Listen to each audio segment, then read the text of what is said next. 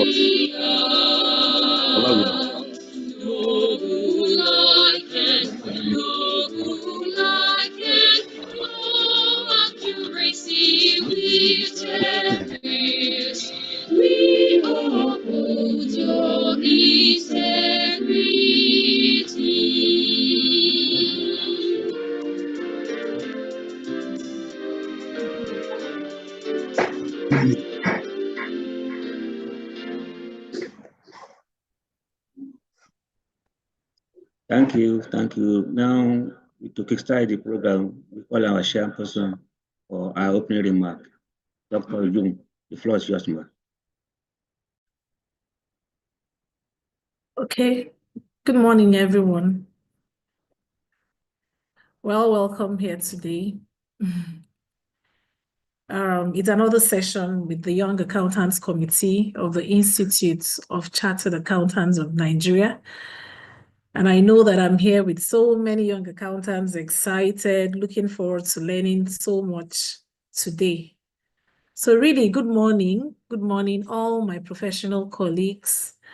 I want to say a very good morning also to the facilitators who are here this morning with us to share with us, to teach us, to share with us their own experiences. So, and I want to also welcome the secretariat, the ICAN secretariat that has made this possible, most especially the most distinguished person here with us that has given us this platform to do this today is the 60th president, our diamond president, Chief DCS Alaribe, who has also made this very possible for us to all be here. From the beginning of this year, we've done this on a monthly basis. Usually at the beginning of every year, at the first half of the year, every year, we're able to do these sessions on a monthly basis. And what's the essence of the Young Accountants Committee webinars, which actually come for free? You don't have to pay like many other programs of the Institute. This one is, the Institute is giving back to its young people and making all the practical efforts to ensure that its young accountants truly grow, thoroughly learn, and get to their peak and get to high levels where they can actually do well, promote our accounting profession, and impact on the lives of younger people. So this is why we are here today, to showcase what the Institute has to learn, and then we'll keep learning.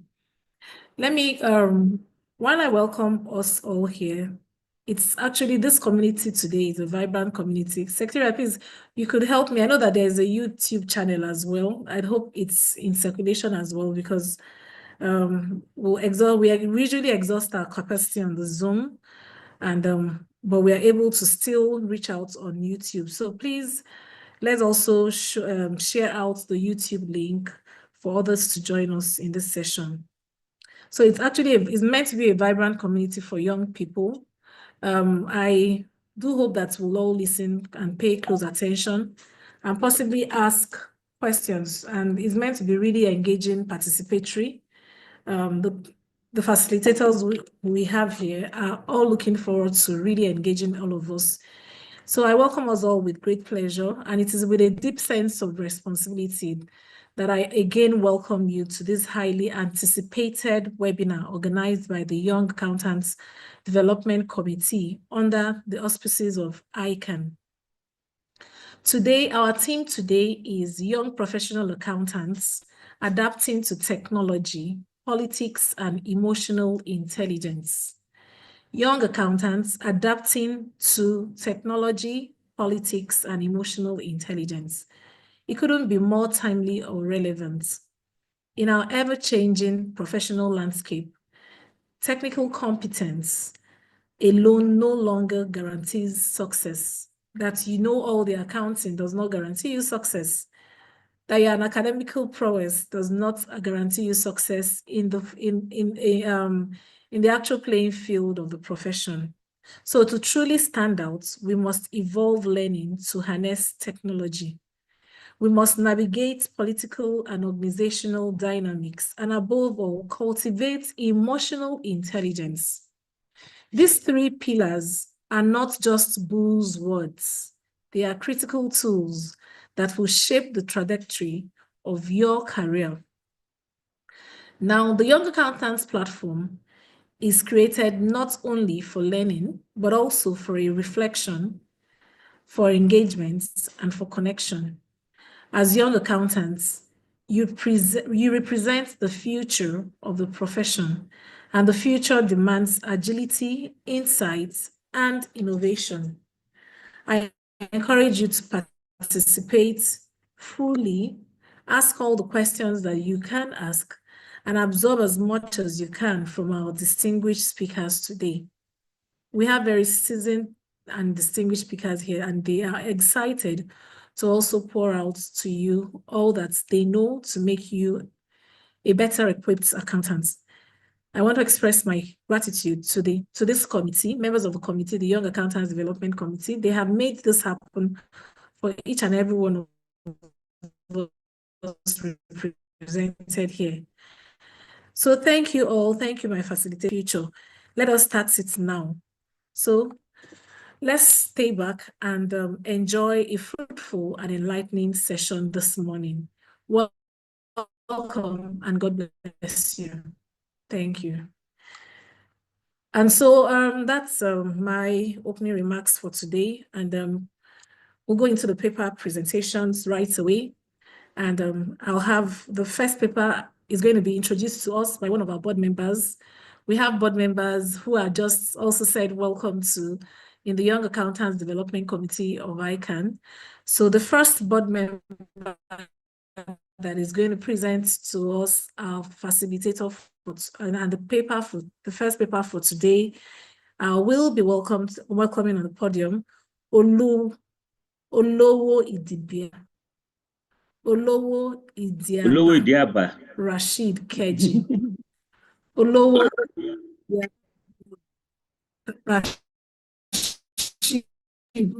Rashidat Keji. Okay, good morning, my chairperson. Good morning, distinguished colleagues.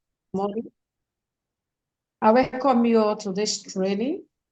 Our first paper will be taken by Ms. Simisola Eiveri, who is the manager with Deloitte Nigeria.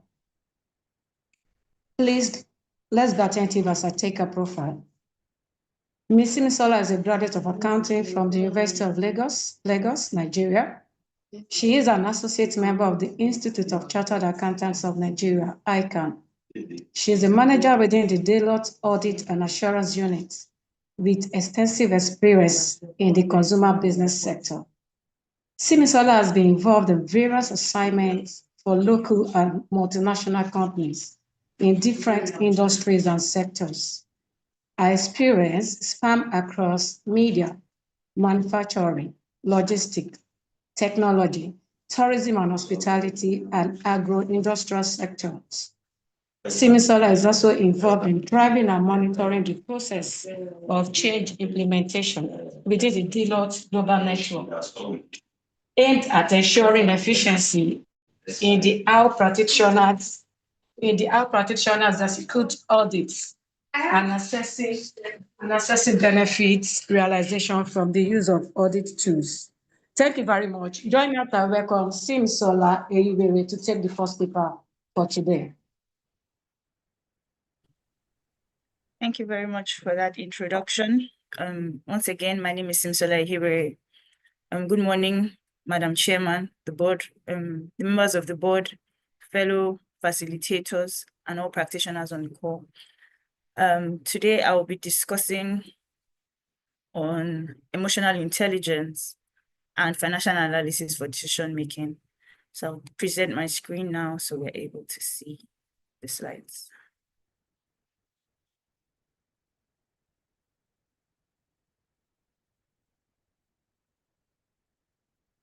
Okay.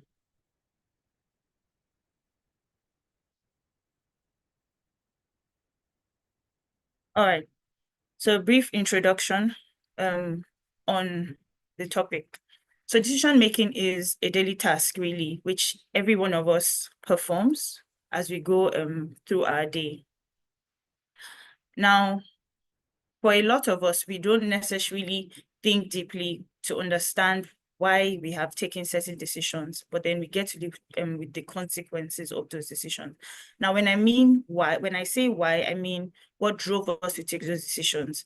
While we are expected, really, especially when it comes to financial analysis or financial decisions, to focus on the figures that we see in front of us, we find that a lot of the time it is impacted by other factors that are going on, whether within us or around us.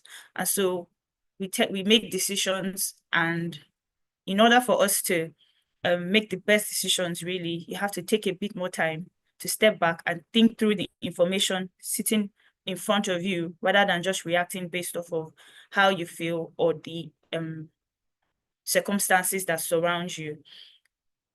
In order to define emotional intelligence, right, because different people may define it in diverse ways. But I went with this definition to say that emotional intelligence is the ability to understand your own emotions and those of other people, and to behave appropriately in the different situations. The key word here is, well, the key phrases here are the ability to understand your emotions and those of other people, and then to behave appropriately in different situations. A critical, I guess, term in this definition is emotions. And so I went again and looked for the definition of emotion, and saw that it means it's a conscious mental reaction. Examples are anger or fear, which is subjectively experienced as a strong feeling, usually directed towards a specific object, or typically accompanied by physiological and behavioral changes in the body.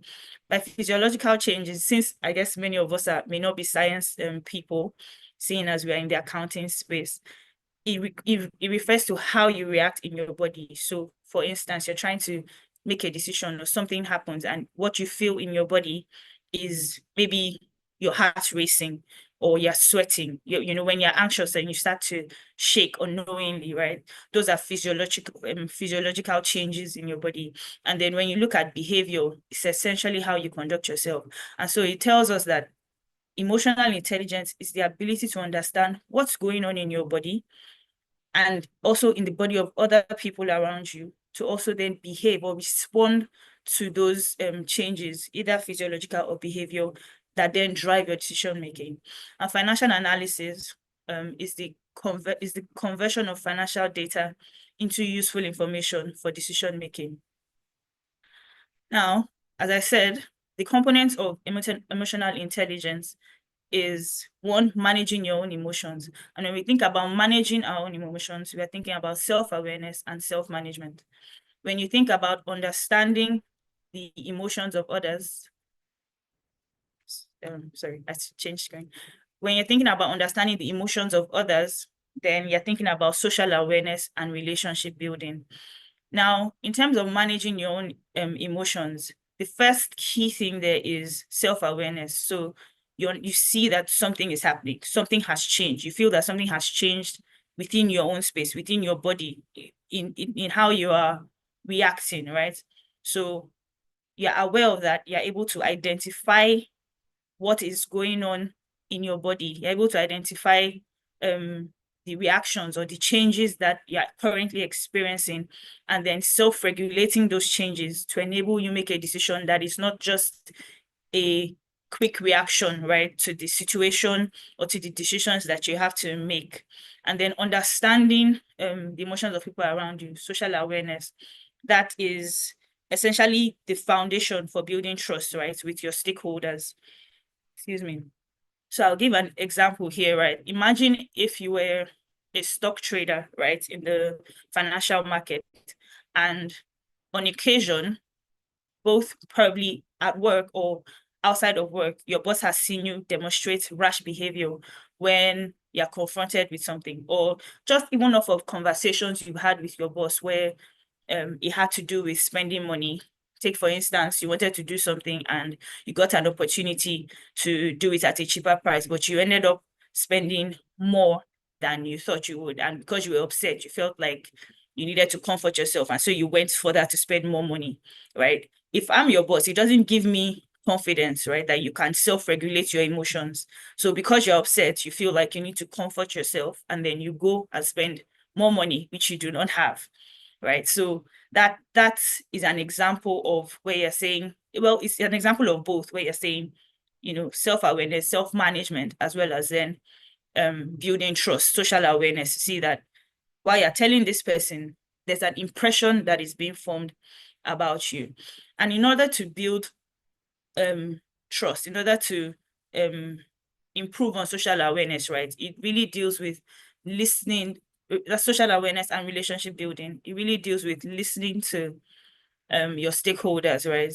Because if you're approaching the conversation essentially shoving down what you think is the best decision down their throats, it puts, you see, the reaction that you would initially get is a pushback, right? So you need to be aware that you are getting that pushback, and then you stop and disrupt that thought to say, okay, I'm not pushing this down your throat. And then you have a discussion. You listen, first of all, to what the stakeholders want, right? Before you then present the facts. Now, this is not then based on how you feel or what you think. These are the facts before us. And that way, by the time you listen to them, you present the facts, and then you walk them through the thought process. The trust over time gets built, and then you have the stronger relationships from doing this. And it all comes from simply practicing this self-awareness, the social awareness, self-management of your own self. Because as many of us can relate, the moment you start getting questions about decisions that you made, you tend to get defensive. Your heart begins to race a bit. You begin to get upset or annoyed that, why am I being criticized or questioned in this manner? But self-awareness, self-management, social awareness helps you to take a step back to say, okay, it's not necessarily because the person does not think I am capable or thinks I've made a wrong decision, but this person is trying to understand what I've done. And so it's always important to disrupt the thoughts that come as the gut instinct, essentially, of how you feel, right, in terms of managing your emotions. Now, when we talk about financial analysis, I just gave essentially instances, concepts of financial analysis, what accountants would typically use, right, when we're doing financial analysis. We look at the financial statement. You're looking at the statement of profit or loss, or other comprehensive income. You're looking at the statement of financial position. You're looking at the changes in equity. You're looking at the statements of cash flows, right? And say your stakeholder is someone who is trying to make a decision whether or not to invest. These are the things you'd look at. And I guess the purpose of looking at, say, the financial statements is really to assess the financial health. That again comes to presenting the facts, right, to your stakeholders. So by the time you're looking at the financial statements, you're looking at the facts on ground of how that entity is performing. You're looking at the ratios, the liquidity. Are they able to settle their debts as they occur? Solvency, are they cash solvent, right? Are they able to meet short-term obligations as they arise, the profitability. Is this an entity that is currently making a loss? Is it making a profit? By the time you're looking at how the trajectory of the business is going, when you look at the details, the notes to the financial statements, say even if there's a going concern disclosures, if management have included their plans in there, does it make sense, right? Do the numbers sort of add up? If you had looked at current year and they said, oh, say we got 10 new customers who are major customers, and that's disclosed in their financial statements, and you see the impact of those new customers is maybe a 20% growth, and then they tell you, oh, next year we plan to get 5 and we'll see a 50% growth. It doesn't add up, right? That is facts before you that is driving your decision making. And so the purpose of financial analysis is essentially first to assess the financial health, to understand the financial position and performance of whatever company, whatever investment, whatever project it is that you're undertaking. And then second, to support strategic decisions, right? Even the financial statements are done because people need to make decisions, right, concerning that company or that project, as the case may be. And so that's data-driven insights for planning and for growth of the organization.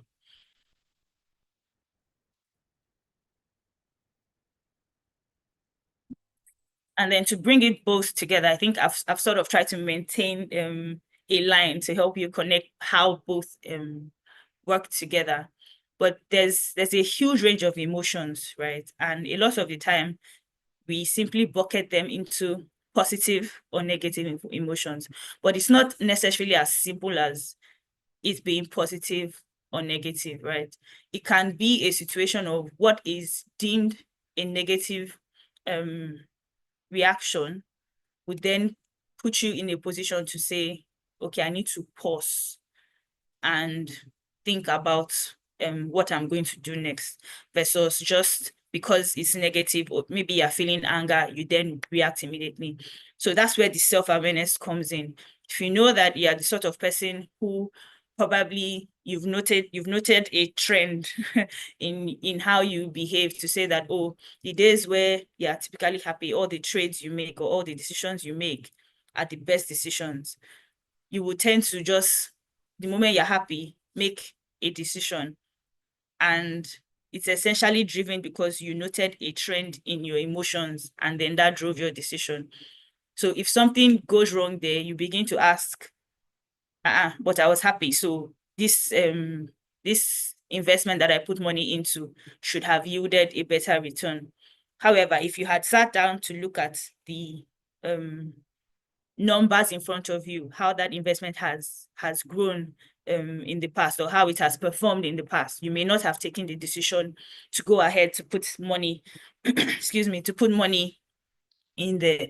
And so emotions are simply mental constructs that help us explain how we feel, and then it helps us to respond in specific events. So there's always that need to pause, understand how you're feeling. And a lot of the time, how you're feeling, sometimes, not necessarily a lot of the time, but sometimes how you're feeling has absolutely nothing to do with the situation that you are you're faced with, rather. And so our emotions have the ability to affect how we interpret information. If you see someone smiling at you, the emotion that you feel is a friendly or a likable feeling towards that person. But then if the person begins to say, speak of you in a poor light, your brain begins to think, now processing the information that, okay, the fact that it's with a smile doesn't mean that I should be happy, right? This is information that you are receiving to then process, that then helps you drive probably how you react to that person when you see the person again, if it's a case of you can't respond directly there, or just taking a step back to say, I need to hear this feedback that I'm getting so that I can do better, I guess, with this person. And so it's the same way it works. I will give an example of myself where I had just moved into a new area, and I needed to, let's say, do my hair, and I kept trying to find a place that I would pay the same amount as I would if I had not moved from where I used to live previously. And so I found a place, but it turned out it was more expensive than if I had even driven back to where I used to live. And so I got upset about it. And the only way in that moment, and this is me who at the time felt like, oh, I didn't have money, which is why I needed to find a place where I could pay more or less the same amount as I would have. And because I was upset, I went and bought food to comfort myself.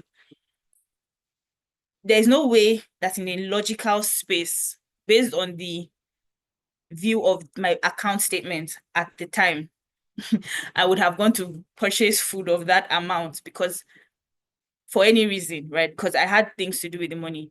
But then because I had let the emotion of getting upset with myself and then feeling a need that the only way I can get out of this upset is to comfort myself. And in that case, by getting food, it has that emotional intelligence, or rather lack of showing that emotional intelligence, had then cost me to spend about 3 times what I would have spent if I had just driven back to my previous area to do my hair. I'm not sure if that makes sense to you, but that's an example really of how your self-awareness, right, your emotional intelligence can affect your financial decisions. In the same light is your work. Again, if you are a trader of stock where at the end of every day, you're closing your P&L. If you went into a trade in the morning where by noon, you've lost a significant amount of money, your knee-jerk reaction is, I have to make money back. I have to make money back. And so you're in an anxious state and you are just looking for the next place to throw in money that looks good. May not essentially be good if you had looked at it, over the past week of how it had performed. But because all of a sudden it seems like, oh, this trade seems to be moving, you push in a lot of money there again. At the end of the day, you may end up in a further loss position, right? Because you haven't looked at the financial data in front of you before going into that second trade. And so the knowledge of your emotions is very critical to help you self-regulate and manage the impact of the feelings when you're making decisions. It's also important to understand your stakeholders' emotions, right? I had given the example of just from discussions with your boss, how it can affect how that person feels towards you. Excuse me, not to say that the person too shouldn't self-regulate to be able to separate it. But if you have shown a consistent sort of view of not taking the time and disrupting your thoughts, self-regulation really is about disrupting the thought that's in your head, right? To say, I need to understand what's going on, and then that would help me take the next step or make the next decision for what the next step is to take, right? In the case of, say, when a company is facing financial downturn, emotional intelligence is saying, okay, I know that my employees can see that things are not working the way they should. And so it helps you understand their fears, and then it helps you work with them to chart a way forward, right? And it helps both you and them to take the necessary strategic decisions, right, to improve the performance of the company.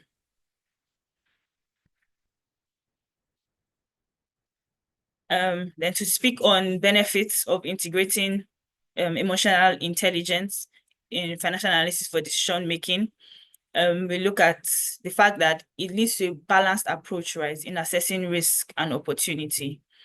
So if I'm about to take a decision, I've been getting calls from my clients to say, oh, these financial statements need to go. Yes, in my job as an auditor, maybe I'm not making as many financial decisions, right, on really that impacts the numbers you see on the financial statements, but in how I manage risk as an auditor, right? And I have a client calling me repeatedly to say, we need to sign this account.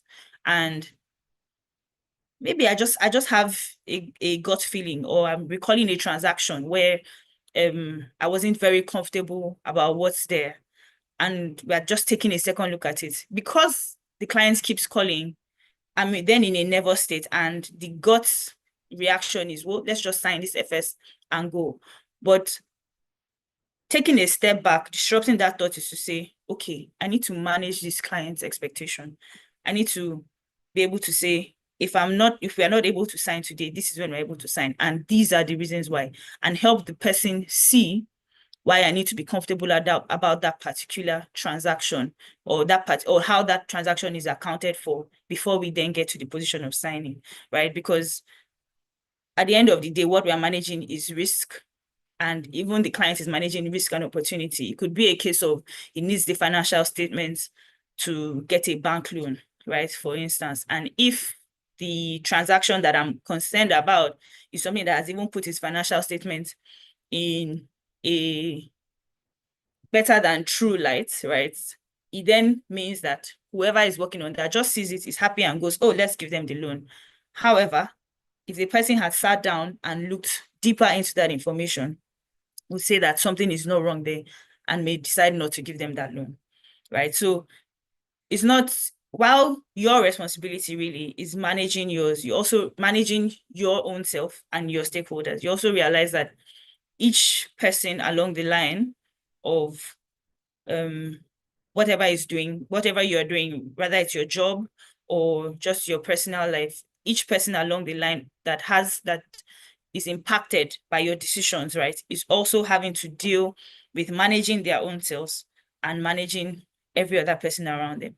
And so when you understand that, it helps you balance again and build relationships, right? It helps you build trust. So the person then sees that, okay, you're acting in my best interest, right? If you told me this investment is the best thing I could put my money in right now, and I put my money in there, and I don't make money, the next time you come to me telling me this is the thing, even though I'm excited that, oh, it seems like maybe you know your stuff, my next thought to be, pause, look at these numbers by yourself, right? So that's then again me managing my emotions. I'm not just excited because you've presented a good investment opportunity.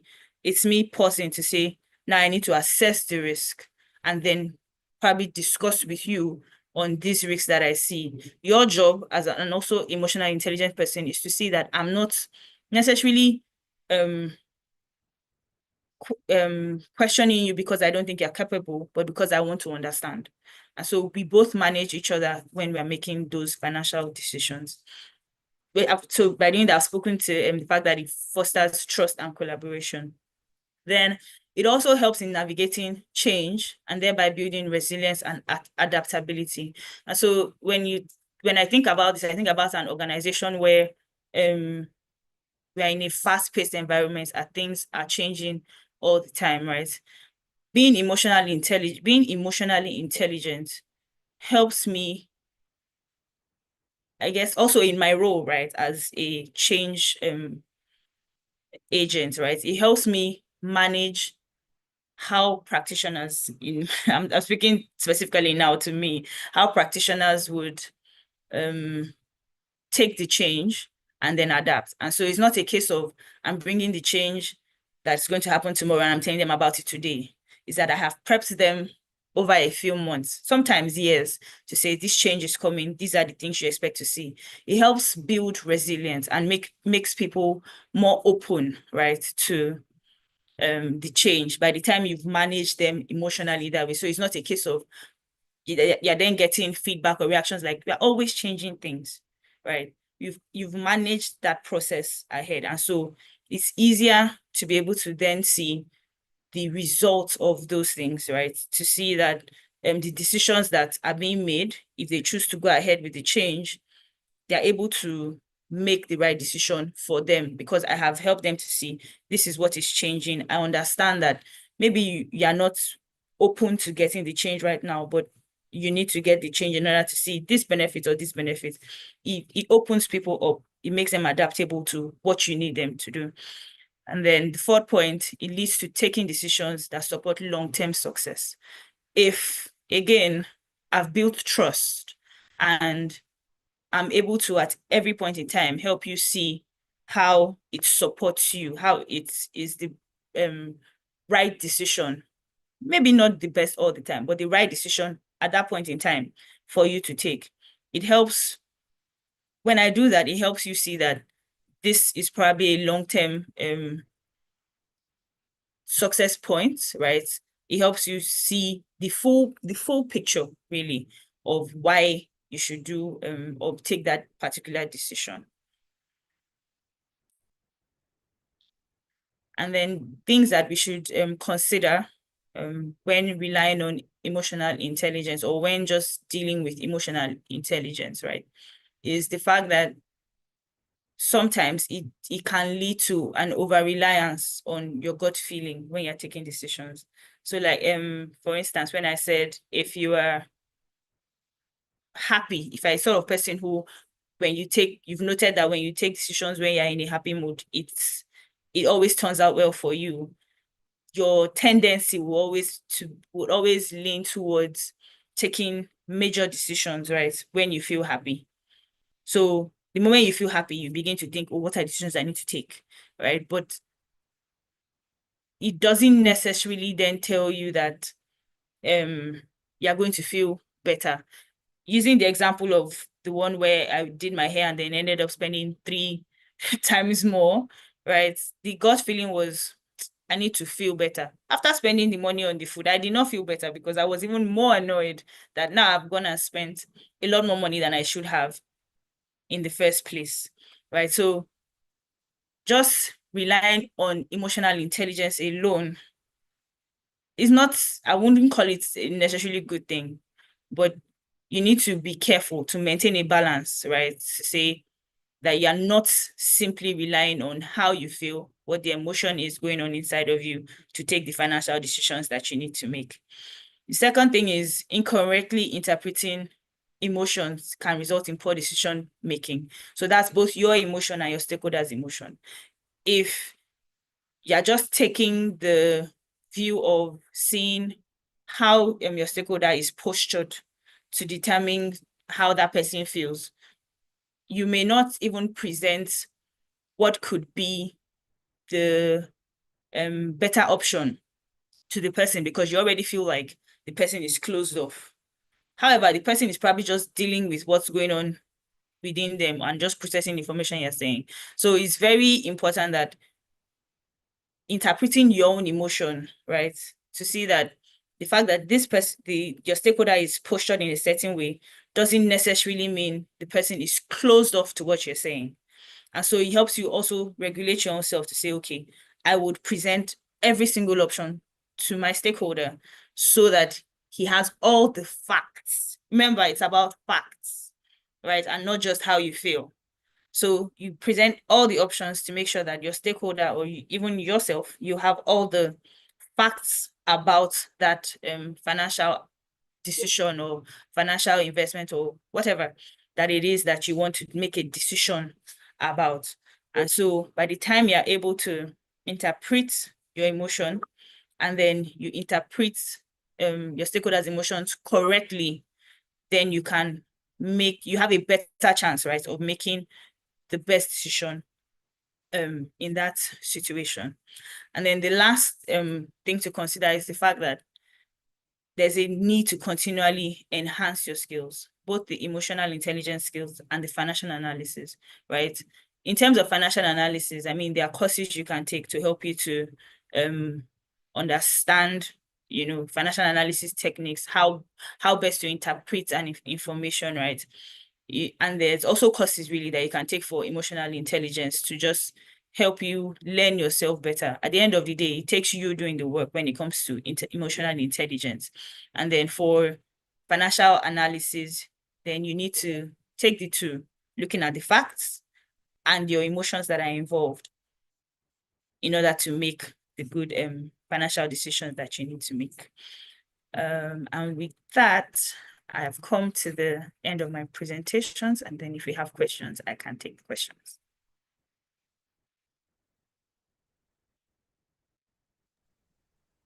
Wow, interesting. Thank you, Simisola. Thank you very much. Thank you. That was smart, brief, and very wonderful. Thank you.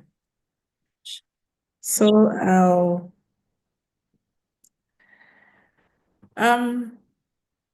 audience, my very distinguished professional colleagues, I know we've all enjoyed listening to Simisola and emotional intelligence, self-awareness, being aware of your own emotions and those of others around you, and making the best out of what you know. And at the end, she says, you have to be careful about your assessments of how well you know you're emotionally intelligent, so you don't take the wrong, you don't do the wrong analysis and rock the boats. So I don't know if we have questions, and we actually have the Q&A box where our questions should go into. So if you have questions, please feel free to post questions there. And we're still within her time. We can discuss the questions, right? So Simisola, thank you for doing well with the time, your time management. Thank you very much. Okay, I see a question in the Q&A box. So I'll just read it out. Okay. For context, it says, as financial professionals, we often operate under tight deadlines, especially during peak periods. While pressure affects everyone differently, it can sometimes lead to strained team dynamics, particularly when working under a team lead who may be impatient or overly demanding. The question is, how can a team member apply emotional intelligence to manage interactions with a nagging or impatient team lead during such intense engagements without escalating tension or compromising professionalism? Could you please share your experience in this kind of situation if you have been there at the time? Okay. So yes, I have been there because I'm in audit, so I fully understand. However, the key thing really is, well, two things, is communication and then agreeing expectations upfront. Those are the two things that have worked for me.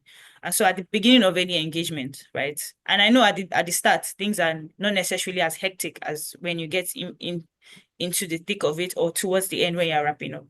But at the start, if you're able to draw your timelines, both short-term and all the way down to the end of the engagement, then you're able to manage. So with what I have done in the past, both as a team member and then also translated it as a team lead, is I engage my entire team in the conversation of timelines. And so there is, I don't believe that there's any point in you giving me a timeline of, I'll give you everything today. When am I going to get revenue work papers today? When am I going to get investments in subsidized work papers today? I would immediately stop you and tell you, let's work with what is realistic, right? And so if you, from your view, are able to tell me what is realistic based on actually also because we know that as finance professionals, or maybe even if you're in audit, you're not necessarily working on one particular job at any point in time, is I may not have a view into what else you're doing. And so it's critical for you to assess your own self to see what are the things that you need to deliver on. And if you get that information when you need to get that information from the client, this is when you can complete that work. Give me your honest view, right? And then I come back to you to tell you, okay, this I think is too far out. Let's bring it in. This I think you're underestimating the amount of work you need to do here. Let's push it out, right? And that way I'm able to help you prioritize, at least on my engagement. I'm able to help you prioritize what I need to get and when I need to get it. The case of being nagging, right, is neither here nor there. Like I said, everybody is also dealing with their own issues outside of work as well. And so if you know that this is the person who nags, then don't wait for the person to come to you to ask for things. is communication. The moment you're seeing that you cannot make the timeline we had initially agreed, you communicate to say, oh, I can't get this to you today anymore. This is why, but I can get it to you tomorrow or next. It also helps me in planning myself, because remember, I'm also not working on just your engagement. I'm working on other things. And so I'm able to pull in things from other areas to make sure that I also don't have slack time.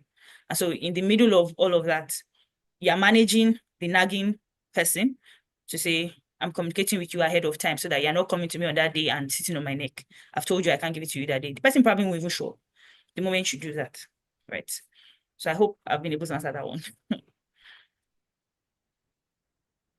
Okay, Simi, thank you very much. I also want to add that from experience, if you just stay professional and maintain your professionalism, no matter how you may assume the person is nagging, but the person doesn't also think they are nagging. So there's a divergence of views. So just maintain your professionalism, stay calm. In the mid, you can present an attitude of calmness in the midst of pressure, but stay focused on your professionalism, and you'll be able to wade through that storm. So don't lose your guards. For you to even know the person is nagging, it also means you're already emotionally intelligent. And the concept about emotional intelligence is being aware of yourself, your own feelings, the feelings of another person, and making the best out of that situation. So I have a nagging boss. All I need to do at that point in time, because I am emotionally aware of the situation that I'm going through, or that is prevalent in that environment. So I would not allow that situation overtake me, but I will have to control that situation by professionalism and staying calm and making sure that I get the job done. I think that has helped me as well in that context. So thank you. Simi, you have another question? Yes. Okay, the next one I see in the Q&A is, what are courses to do on emotional intelligence? Kindly give examples. So as an employee of Deloitte, I actually have access to a lot of courses, which I don't necessarily know is available in other spaces. But I know that if you check on LinkedIn Learning, you would see a number of courses on emotional intelligence. I'm not able to give you names of particular ones, but if you check on LinkedIn Learning, then you would see a lot of courses really on emotional intelligence.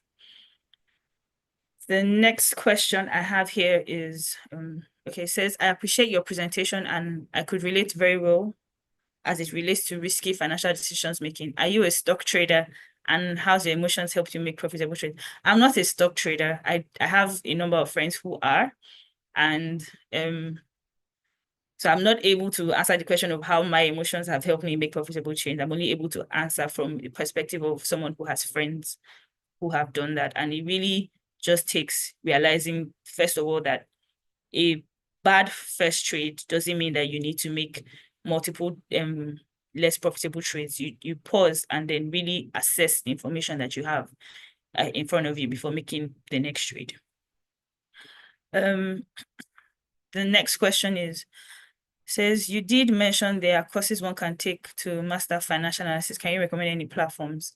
I would always, I would refer you to LinkedIn Learnings as well. There are financial analysis trainings also on LinkedIn Learning.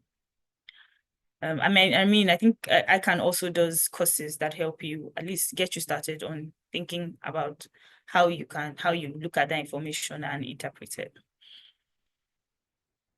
The next one says, sometimes we react to people and put them in their place, that's interactions with colleagues, and we may feel bad, but we needed to do that. I guess you know what I mean. As a professional, what do you think we need to do to still maintain a good relationship with colleagues?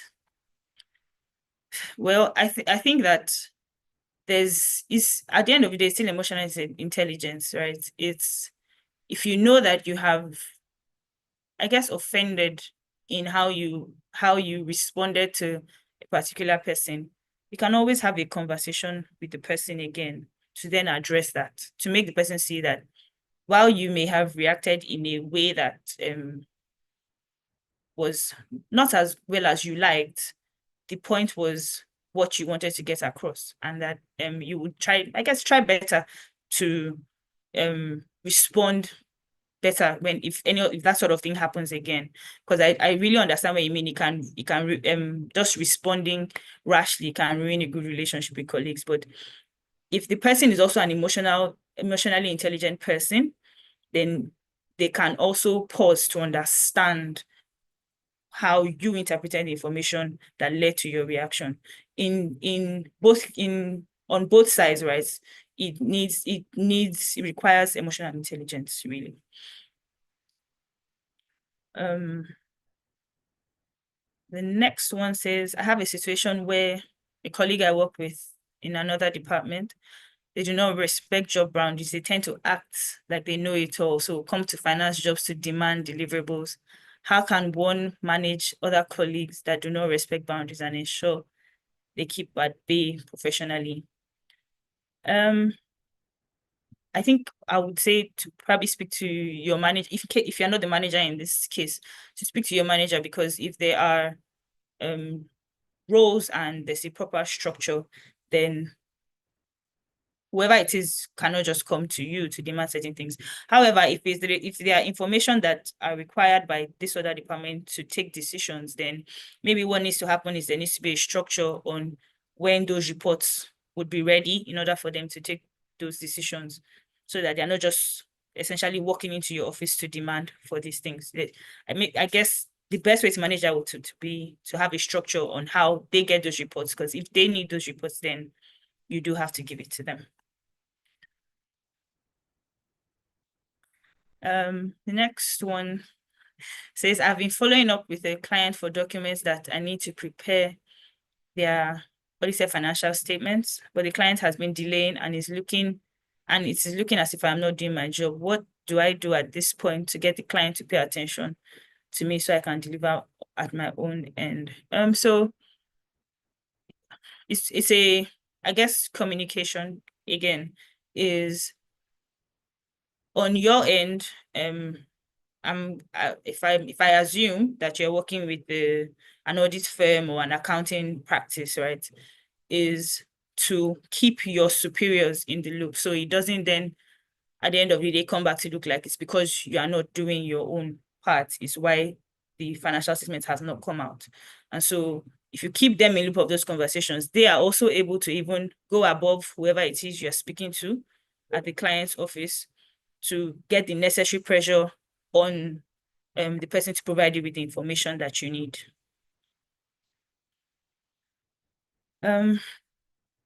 The next one says, good morning, facilitator. And emotional intelligence affects our daily decision-making from the presentation. How do you relate this with when your boss wants you to deliver a task even after close of work? And this he does daily, not minding the fact that you also have to balance work and private life. This is one where I think in the professional space, there are days when you have to, pull longer hours than you normally would, or is on your contract. I think if you're able to communicate, so what has worked for me really is open communication. If there are days when I have certain things that I have to go and do after the work has ended, if you send something to me after work has ended that day, I would respond and tell you, you will get it tomorrow. That I'm not able to address it right now, but I can give it to you by so time tomorrow, right? And then I focus on what it is I need to do, because the truth is life happens to everybody, right? So, and sometimes the fact that I'm sending a mail to you at 9 p.m. does not mean that I need you to work on it at 9 p.m. I'm sending it at that time because it's convenient for me. But if you just receive it and you feel like you need to just start working on it immediately, there's a communication gap, I guess, in that situation. And so, which is why it still falls back to communication. Sometimes a person is just awake at 2 a.m. and the person wants to work, and so the person just sends all those things at that time. It doesn't require you to leave your sleep to come and start working at that time. So if you're able to communicate with this person, with your boss, and discuss these things, and so the person is also able to tell you what requires attention immediately versus what he's just sending so that you deal with tomorrow or even 2 days after. All right. I have one last question here. It says, my question is, what role does financial intelligence play in financial forecasting and planning, particularly in uncertain markets? Well, it can be two ways, right? If you already have a view where you already think, or you're pushed to think that nothing is going to improve, right? By the time you're doing your forecast, you would not be objective in looking at the information based on where we are, what have we achieved. If last year we said we will do 50% growth, but based on, and I mean, when it depends on how you're actually doing your forecasting. If you're also looking at what you've achieved in the past to forecast into the future, you're looking at information that you're getting from the National Bureau of Statistics, or you're looking at the conversations or an agreement you have with your suppliers for the next year, right? If you're looking at those things factually, rather than just because you think, they said they'll give us 50,000 tons of whatever it is you're selling, and you just think that they won't give you 50,000, Joe, and then you go with 30,000, then you're already letting your biases or how you feel really about what would happen influence that versus what the supplier has committed to giving you for the next year. So it does affect it. And again, when it comes to uncertainty, there's only so much you can do to hedge uncertainty, right? So in an uncertain market, you really just have to look at what the facts are. In terms of forecasting, it's a forecast, is a plan. What you would likely get would vary either positively or negatively. And so while you're working to achieve your forecast, you shouldn't be too fixed on that. It's an uncertain market, yes. So you know that if you may not achieve the forecast you had for January, but then you have February to make up for it. You have March to make up for it. Some months would go as you plan, while some months would. It's part of the uncertainty that you have. It's just then looking at the facts really to be able to do the forecasting that you need to do. Another question just came in. Sorry. It says, in a situation where my boss looks down on my job despite my strong commitment and activeness simply because she belongs to another professional body different from ICAN. I'm not quite sure how to answer this because I guess I don't have more information, but if it's just based off of the fact that she belongs to a different body from ICAN, if you're doing your job the way you should do it and you're giving her the results that she needs, then the fact that she's from another body shouldn't be, it's, I guess, maybe just a prejudice, and it shouldn't impact on how you do your job. Because if you know that you are competent and it's your job and you're able to do it, you give the best result that you can do. And she gets to deal with the fact that you're still producing the results that someone who is from her professional body would produce. I think that's the last question I have. I don't know if I got any in the comments or in the chats. I don't see any. Okay, thank you, Madam Tinis. All right. Thank you so much, our first paper presenter. Really appreciate you. We'll not be taking another question after that, and you have done justice to all the over 12 questions we have. The Institute is so proud of you. The young accountant, all participants here present, we are so proud of you. We want to say thank you very much. And we hope that when next we call you, you will answer us faithfully, just like you did this time around. We cannot pay you because people and God we don't have. all we want to say is thank you very much. God bless you, enlarge your endeavor, and greater heights we wish for you. Thank you very much. Amen. Thank you for the opportunity.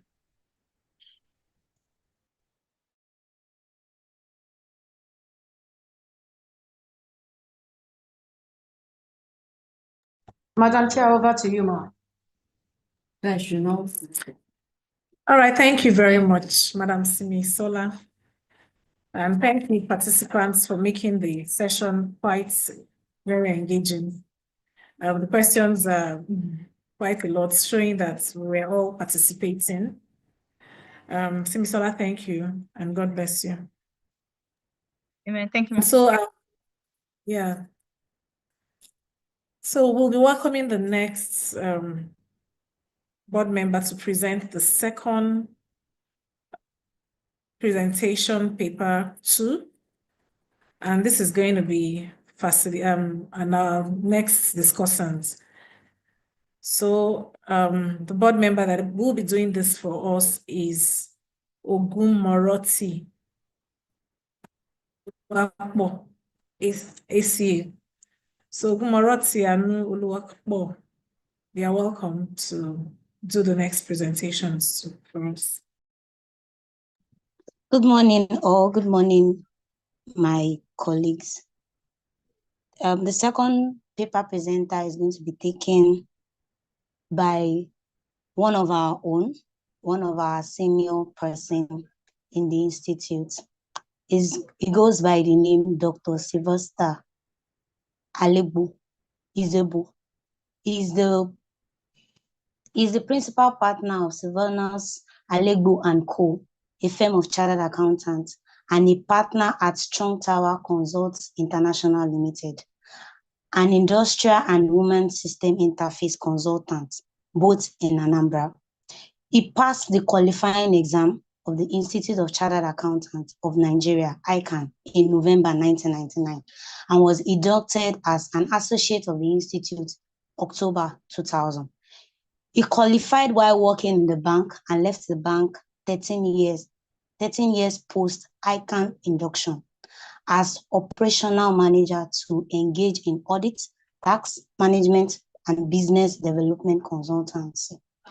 His experience since then span across audits of public and private sector entities. He is also a fellow and is also the current first vice president of the Institute of Strategic Management of Nigeria, chartered ISMNSI. He is an accredited National Business Development Service provider by Small and Medium Enterprises Development Agency of Nigeria. He is a senior faculty member of Onitsha Business School and also an accredited global faculty with the International System Audit and Control Association, US, where he facilitates in emerging technologies broad chain. He is a member of several professional bodies that include the Chartered Institute of Purchase, Procurement and Supply, UK, International System Audit and Control Association, USA, Chartered Institute of Bankers of Nigeria, CIBN, Chartered Institute of Taxation of Nigeria, CITN. He holds a bachelor's degree in accounting from UNIBEN, MBA management from UNN, and he is also a PhD holder, strategic management from University Paris, France. He is currently the zonal chairman of ICAN for East Zone and the chairman of Onitsha and District Society of ICAN. He is an ambassador of peace of the United Nations Peace and Positive Living Awareness Center. He is married with children. Please join me as we welcome our second paper presenter, Dr. Sylvanus Alegbu. Thank you very much. You're welcome, sir. Thank you very much, Anu Oluwakpo. And Good morning, professional colleagues. Good morning. I want to thank and appreciate the chairman of the Young Accountants Committee, our own council member, a very revered and respected Dr. June Ninaya. I greet all the other board members that are on the call. I want to thank the committee for the opportunity that have been given to share with us, to share our experiences and to also learn. I was looking at the description or the nomenclature for young accountant, and I am wondering whether that description, somehow the way it looks like it's excluding me. Now, I've seen myself as a young accountant, so. But today, we want to discuss emerging technologies in financial oversight and how it is shaping the future of accountability. And of course, shaping the future of what we as accountants are expected to do, or what we are doing, what we shall continue to do in the area of financial oversight. Silvanus Elegbo Izewoha is my name, as has already been said, but I think Anu, next time you can just leave it as Silvanus, and so we won't cause more confusion. All right, so thank you. So I want to welcome all of us to the call. I'm excited to be here, and given the time, I just try to put in a little bit, a small slides that we'll try to speak to in the course of the engagement.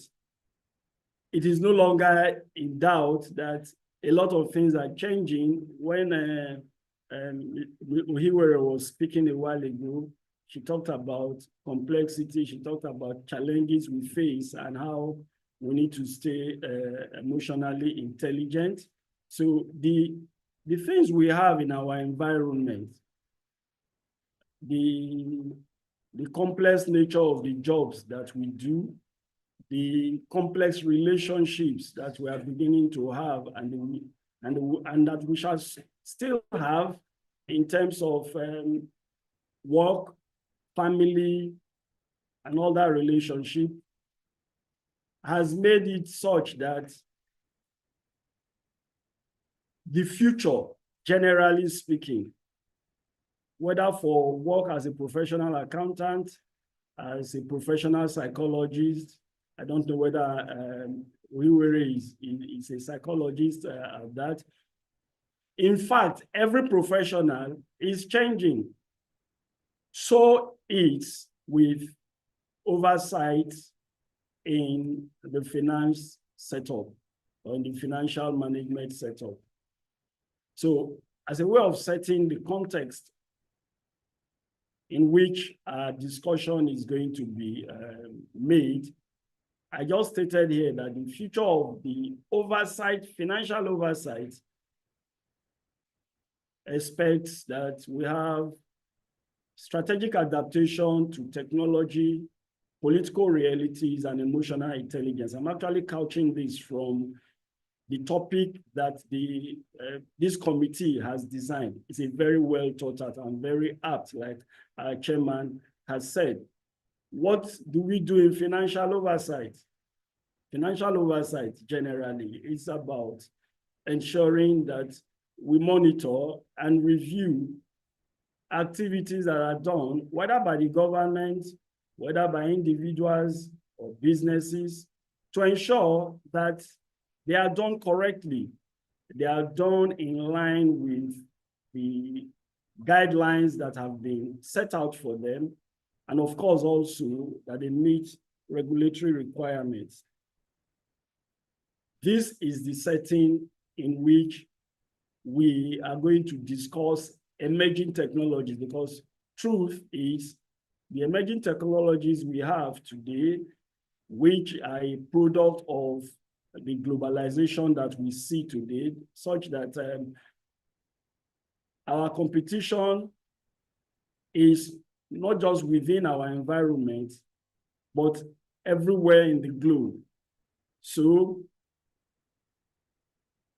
it places demands on us as accountants. When we start talking about oversight functions, we're looking at ourselves strictly, therefore, from the point of maybe compliance officers or compliance engagement officers, auditors, whether you are doing it from an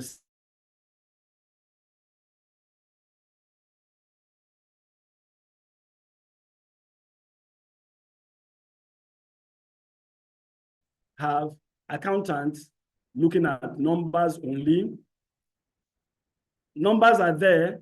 We are going to look at them even while my colleague was discussing emotional intelligence in relation with financial analysis. We still talk about those financial analysis, but perhaps we are now looking also at some other considerations outside of financial analysis or the figures that we have facing us. But however, the truth today is that in accounting for those figures, we have entered an era where there is so much dynamism, where technology is now driving the way things are done. Yes, technology, indeed, it's also a support for business.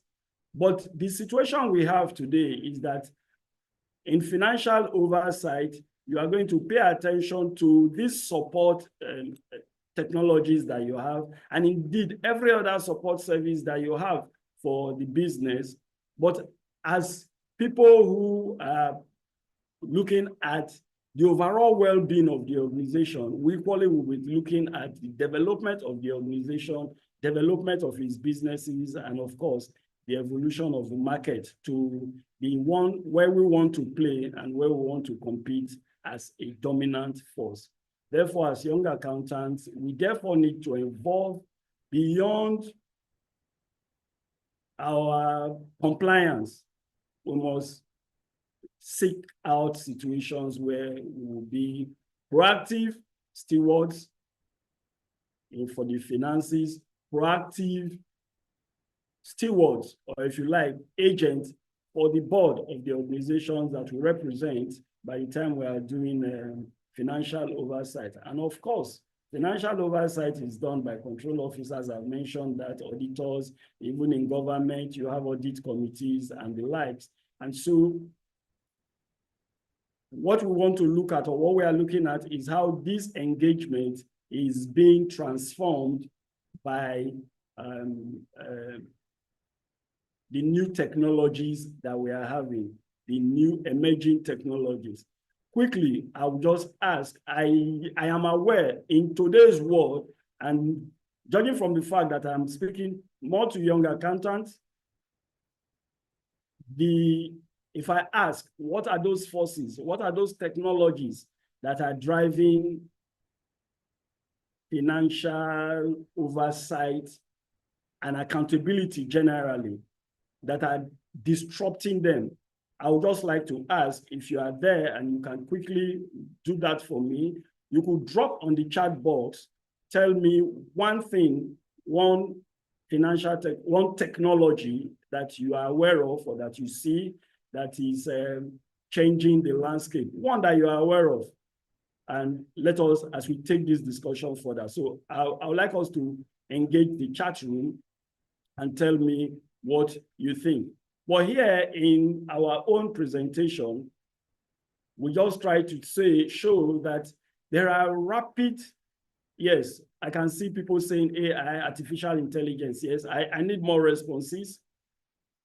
Blockchain and data science, great. ChatGPT, that's artificial intelligence also. Great. Adam, AI, yes. Okay. Machine language, machine learning. All right. I'm expecting to see much more. Are there still more? Generative AI, that's in the family of AI tools for financial statement preparation, data science, financial analysis, chat learning, blockchain, DeepSeek, all of those are still AI engagement platforms. Internet of Things, thank you very much. Data analytics, audit data analytics software tools like Inflow, Zapier, Internet of Things, statistical packages. I am very safe where I'm standing. Cyber security, this is very, very important, because at the end of the day, by the time you gather all this information, you generate them, you monitor, you analyze, you use all of these tools to ensure transparency in the activities we are doing, to ensure credibility of the information, and of course, the integrity of the information. One very important tool, or one very important feature that we need, is that we must have accessibility of this information, of the data, and of course, of the assurance that we want to give. Decentralized finance, ethical hackers. Oh, that's lovely. Yes, we have ethical hackers. We have hackers. You know, generally, when you talk about hackers, we are perhaps looking at the negatives, and so it becomes an issue for all of us to look at. But in all of this, thank you very much. Thank you for the feedbacks. I'm really financial modeling, QuickBook and Excel accounting, all these ones are enterprise resource information. Okay, Excel accountant, QuickBook and all of that. Very good. So these rapid innovations, whether they are AI, whether they are blockchain, whether they are data, the big data analytics, and in fact, data analytics, they are helping to change the landscape of reporting. All of these tools are helping to improve on the transparency of information. They help us monitor on a real-time basis. Okay, a lot of them, or most of them, they help us monitor on real-time basis the information that we are putting, and we are putting across in the operations of the businesses, and of course also the ones that we put across for other stakeholders outside of the business to engage with in their desire to make a decision or engage in a decision that will lead to them transacting with these organizations or transacting with the organizations that they want to deal with. And so it becomes this data, rather these technologies are such that they now help us to run through the gamut of information that we have. I'll just quickly say something here. Oftentimes today, you hear when you attend seminars and conferences, they tell us that we're in a VUCA world. The world is very volatile, it's uncertain, it is complex, and of course, what is the aim?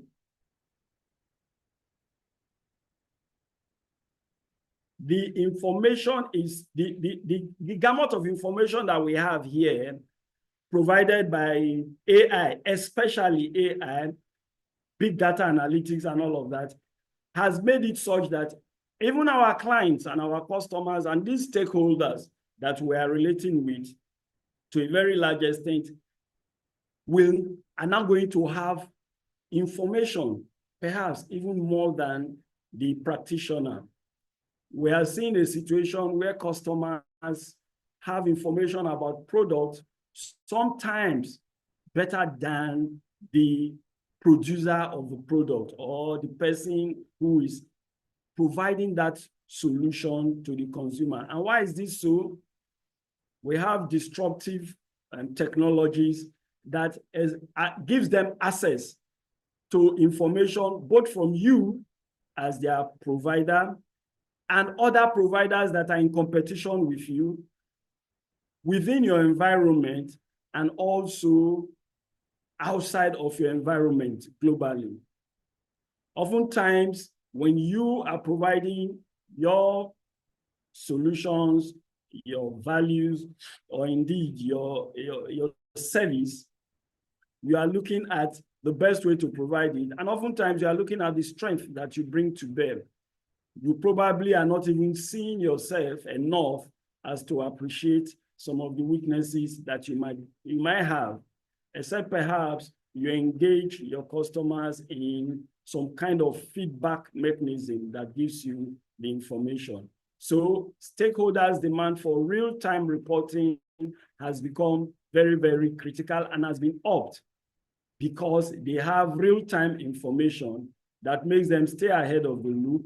And by the time they bring it to you, you also will need to be thinking on your feet and be able to respond to them immediately. You have political disruptions that are affecting global finances, and you have evolving workplace skills that we have also. I quickly arranged some of these technologies. You've mentioned a lot of them. I think I didn't see anybody mention robotic processing automation. Somebody did not mention cloud computing. But I hear you clearly when you talk about fraud, cyber security. It is very, very important. Some of the technologies, the key emerging technologies that affect oversight, financial oversight functions, I just try to list them here, and I'm trying to look at what type of impact they will have. These are not only the, they are not, the list of technology here is not exhaustive, but these for us affect financial oversight, and we need to just look at them.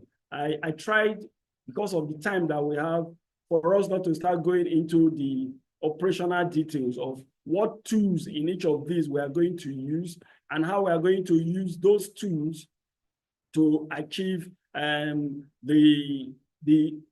effective and efficient oversight in financial management. But I do hope that perhaps the committee will think about it sometime. Maybe we can now go dive a little bit deeper into some of these, like the AI and machine learning, or even the blockchain technology. But strictly speaking, these disruptions, what they've helped us to do is that AI and machine learning they've helped us to ensure that as people are providing financial oversight, we are able to detect fraud easily.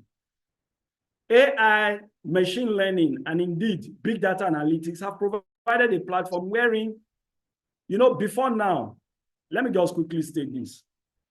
As financial oversight persons, and today as young accountants, we are saying that as young accountants, we need to be forward-looking and upwardly mobile. That is why I believe this committee is asking us to do what we are doing, so that we can see the technologies that are disrupting the way we do things currently and how we can adapt to these technologies and use the technologies for the betterment of our organizations, betterment of our own clients. What it does mean, therefore, is that we too need to be abreast of these technologies, how the technologies has evolved and how they are interrupting or disrupting what we are doing. For us, therefore, we need to have an insight into the operations. That's why I'm saying we may look at that later. But in all, they help us to provide predictive analysis. AI helps us a lot to carry out predictive analysis. We are able to predict sequence. We are able to predict events the way they will happen. Because as to past reportings, we have information as to past activities. And we are looking at human behaviors also, emotional technologies and all of that. And we are using it to predict what could happen in the future. What could happen in this system that I am looking at? I am able to look at a particular system. Perhaps I'm reviewing a manufacturing outfit. I have seen one before. I was able to collect a lot of data and information from that organization. And by the time I am looking at a second organization, or perhaps I'm looking at a third organization, I am able to say with reasonable certainty, if you like, predict some of the outcomes I am going to be seeing in this new organization. So beyond even fraud detection, because I personally even prefer a situation where you prevent before you, so that we cut the cost that is involved in fraud detections. Some of these tools help us, especially because we can do them, we can go online. And I will be speaking more directly here to even the blockchain technology. Blockchain technology, what does it do? How is it transforming? It gives us immutable audit trail. We are able to impute all your data, all the financial information in an immutable platform. And there is a continuous review. Now the platform is shared and everybody imputes into that platform such that where you have any reason to make adjustments on the platform, you make the adjustment without necessarily obliterating what used to or what had already existed there. So this provides for us a continuous monitoring mechanism. If we look at this properly and we engage in it, then of course it has the possibility of preventing, do I want to call it fraud? Let me not call it fraud. It will help to prevent misrepresentation. It will help to present incorrect or incomplete information. And when this is done, it provides a deterrence, if you like, for any fraudulent activity, because we are told that for there to be a fraud, there must be the willingness. But of course, if the willingness is not matched with the opportunity, it may be difficult for us to have a fraud, or where an opportunity is presented and we are unable to escape, then perhaps we will not have fraud altogether. So this technology helps us to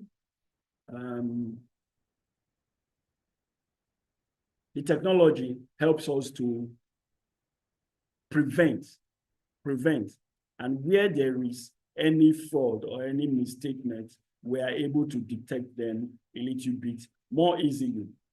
Data analytics helps us in risk management and strategic forecasting. There was a question that was thrown at Ohiwere, and she was making an answer, especially in forecasting in uncertain times and all of that. Yeah, because it is uncertain, it may be difficult for you to forecast in a manner where your deviations or your will not be significant.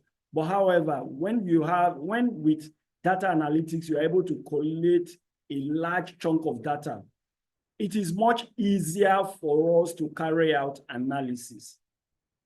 The analyses are multifaceted and multivariate. You can carry out any type of analysis you want to carry out.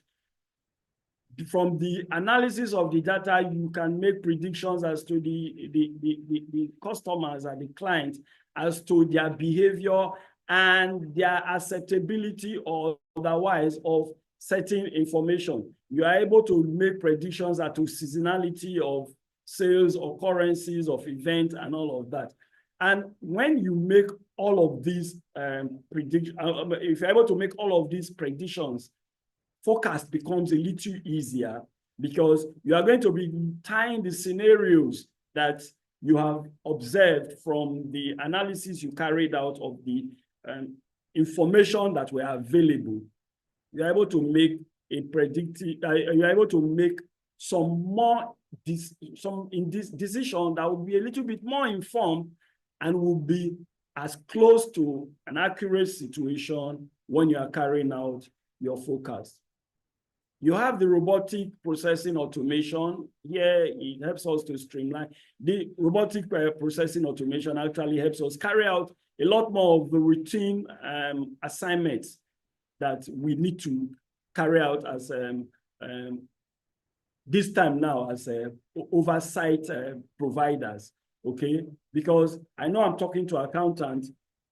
If a number of us are not in the oversight function, Some of us are gathering the data. Some of us are getting the data in their raw state and trying to report them in the way that should be presentable as guided and as directed by the various standards that we have regulating how we practice our profession. But the truth really also is that these technologies have improved the efficiency with which we even carry out those reporting, and they have helped us to be able to get at a very shorter time. I hear when we're talking about meeting deadlines and all of that. In audit, we have, using the big data, there are some audit tools that you can use, the ACL, Caseware, Ideal, and all of those kind of, they've made the work a little bit easier.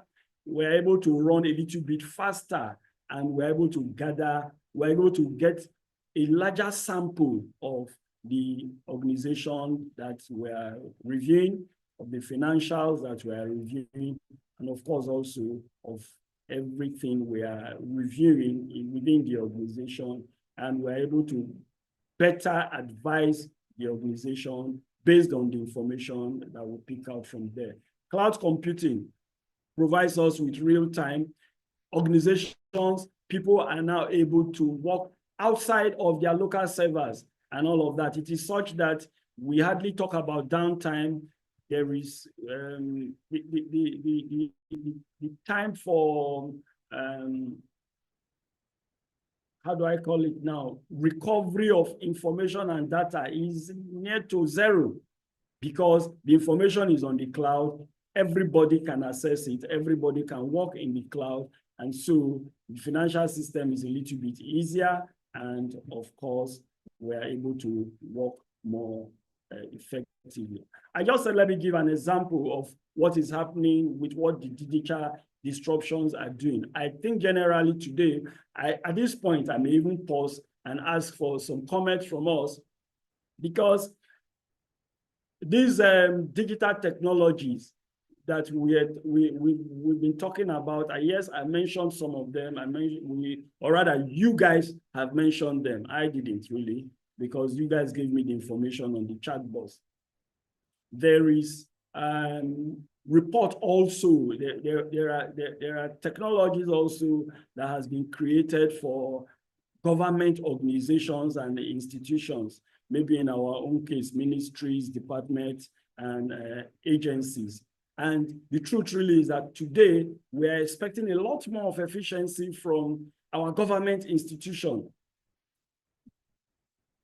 I don't want anybody to ask me how well we achieved that, but the truth be told, we've made significant improvement, we've made significant enhancement such that we can only hope for the best. So for today, those of us that are in Nigeria practicing, those of us that have firms, you are to give your report to the Federal Inland Internal Revenue Services of Nigeria. The platform has been created where you can put your reports and your files, file your returns, okay? You're able to file them online. We are doing less, you carry less of papers as today, and the authorities look at your reports, your submissions, and it's easier for them also to look at it, ask questions online. Now, because we said, I have just mentioned to us what we do with data analysis. As this information are obtained, they are able to download this same information and carry out a review such that they don't even need to come to your office and throw questions at you. Now, but Doc, good morning, sir.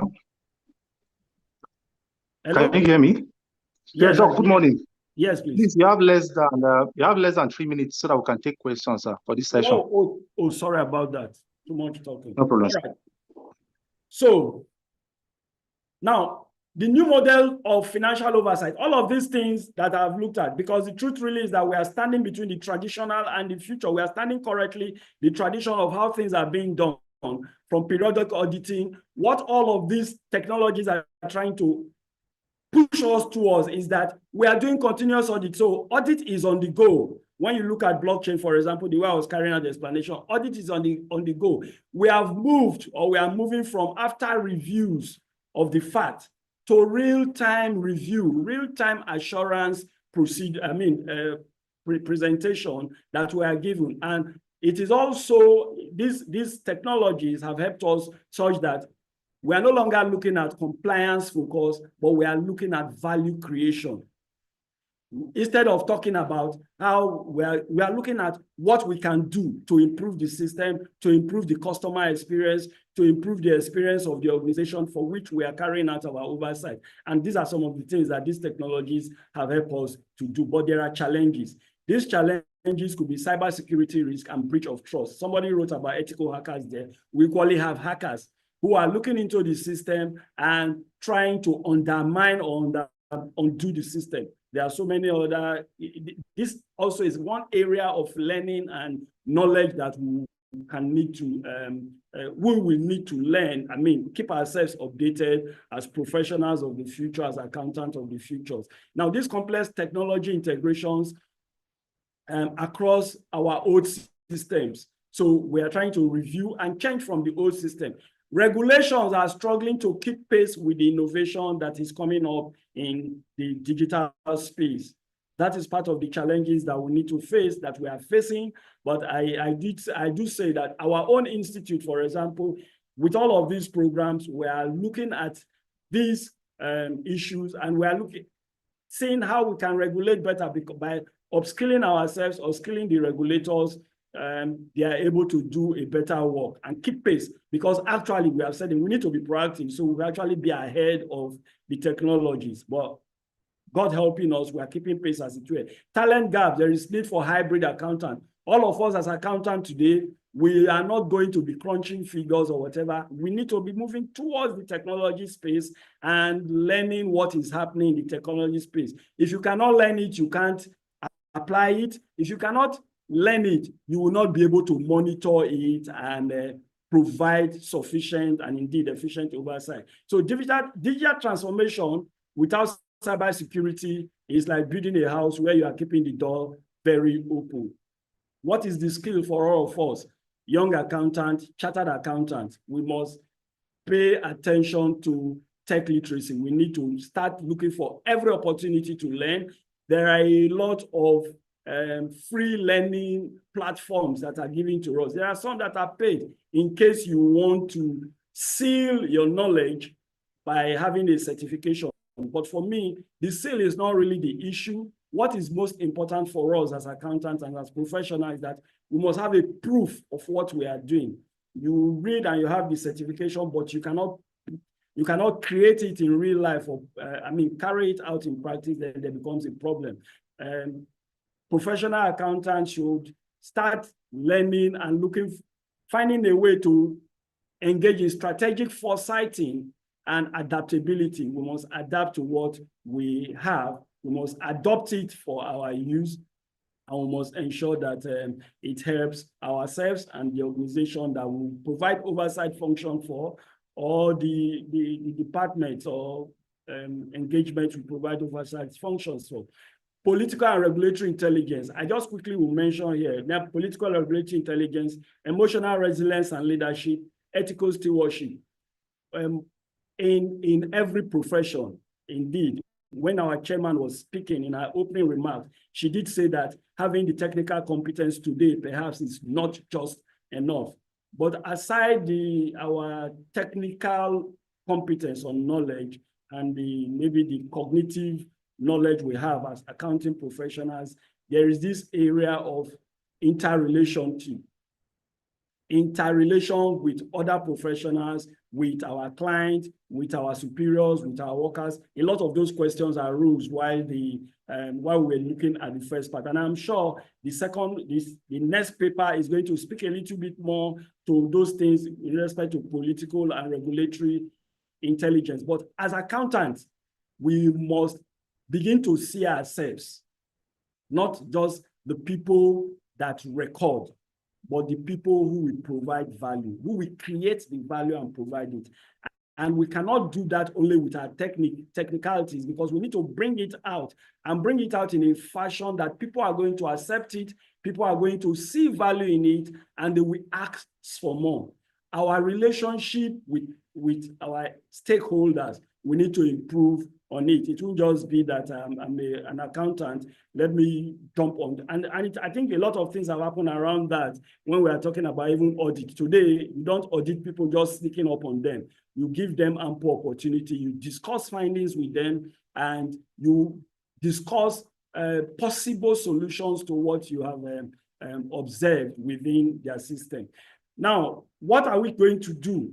Having known the skills that are required, having known the challenges that we face because of these technical, these technologies that are around us, and we have to live with them. Of course, we've seen the prospect, very high prospect they give to us. We must embrace emerging technologies as our partners. We must embrace them, we must engage in them, and we must continue to upskill beyond our accounting. Leadership is the place where we want to be, where you give this information and the people at the top, at the leadership level, are unable to make meaningful decisions because perhaps there are gaps in their knowledge. The accountant is most suited to be leaders in every organization. So we need to stay globally informed. We need to be engaged and check information. Today, we are in the information age. The only relevant accountant, the relevant professional, the professional that can create value and engage in valuable engagement with all stakeholders is that professional that is informed. So we must seek out contemporary information, and we must try to ask questions to clear gray areas. And of course, as accountants, we need to lead with integrity. Professional colleagues, accountability is not a financial exercise. It is the currency of trust in a digital future. For us to be in this digital future, we must start at this point to see that future, begin to envisage the future, because when we talk about predictive forecasting and all of that, we equally should be predicting what is going to happen, because we are thinking through the process of the engagement we have with our clients, for our clients, and for ourselves, thinking through what is the next possible best way to make it more efficient, to make it more effective. And if we see this future and we begin to think through it and work towards getting information for it, we're able to stay in that future. Thank you.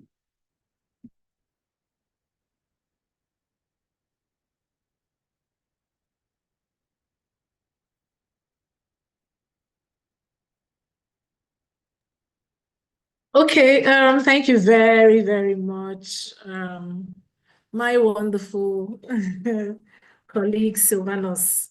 Thank you so much, and thank you for that all-engaging time out with us. We must apologize that we didn't allow you all the time. In fact, I was wondering, who is that interrupting interrupting your all feeling session? Oh, thank you. We've had pleasure listening to you. It's been interesting listening to you on technologies, emerging technologies in financial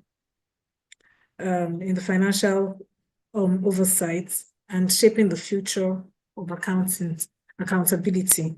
So thank you. The audience, please could we give him a round of applause? Can you give us reactions to show that you're still here with us and that he caught your attention? Thank you so much. Thank you very much. Thank you. So we've heard a lot. We've some of us, so for some people, yes, it's a refreshers course, and some people it's fresh learning. It's fresh learning, but you've done justice to the topic for young accountants. So you can see they're excited, they're all here, you still have their attention. Thank you. So thank you, Silvanus. Thank you. Dr. Silvanus. All right, so I would like us to quickly take you and your questions before we go, before we round up with this. So let's go to the first Q&A box and see whether we have questions for you. Somebody says, so in brief, let me start with this first. I hope I'm in the right place. Okay. I am Anare Faga Julius, ACA. Please, I want to understand the difference between blockchain and digital transaction as enshrined in financing. The difference between blockchain and digital transaction as enshrined in financing. You could go to the Q&A box yourself. Okay. This was posted at 11:46. All right, I can see that question. Thank you very much for that question. Now, the blockchain is a digital finance transaction. However, yeah, when we say digital financial transaction, we are talking about really moving out from cash. You know, in Nigeria, we're having more of even up to now, we have a lot of cash transactions happening. But by the time we move from the brick and mortar transactions we have and we take it up to a digital space, an electronic space, today, a lot of us do transactions with our phones, financial transactions with our phones. A lot of us do transactions with cards and all of that. Some people record their transactions using Excel. All of these are digital financial transactions by its definition. But however, the blockchain provides a platform where we carry out our every transaction in a secure ledger. There is a particular platform created for it. It is a secured ledger, it's a secured transaction platform where processing is done and transactions are executed on an API. So it's different from why we talk about this is because it's a special technology that provides a situation where we are unable to, we have a ledger that's very secured.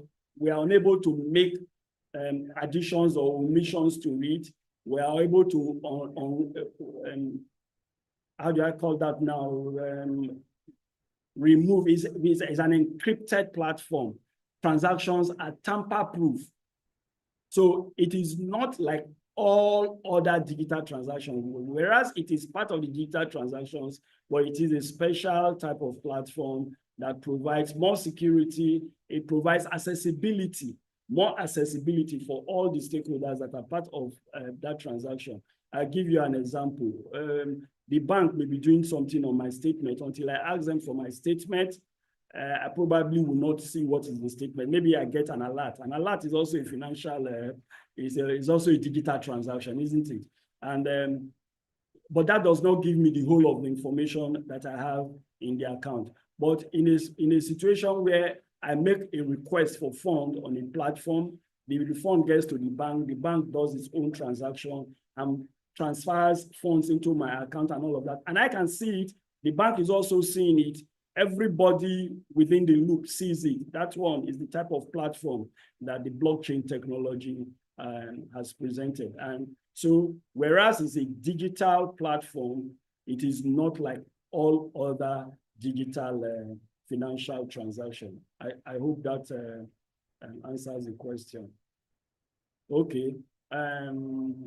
Thank you for this presentation. My question is, how are those hackers still able to hack into bank database and siphon depositors' funds to the tune of several billions of naira? There are instances at Union Bank recently, and the bank lost over 9 billion to those faceless hackers. What other firewalls can the bank management employ to secure depositors' funds tightly?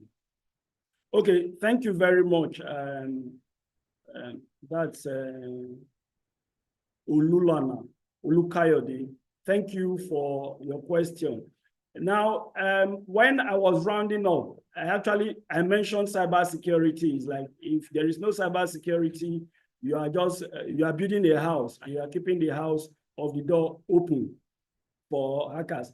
I will mention here, I don't think I mentioned it in the course of the presentation.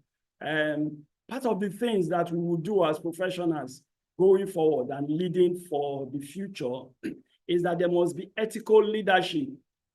A lot of times, and in an attempt answering this your question, excuse me, a lot of times you have situations where there are even some human interference in some of this system. Yes, a lot of banks have created firewalls.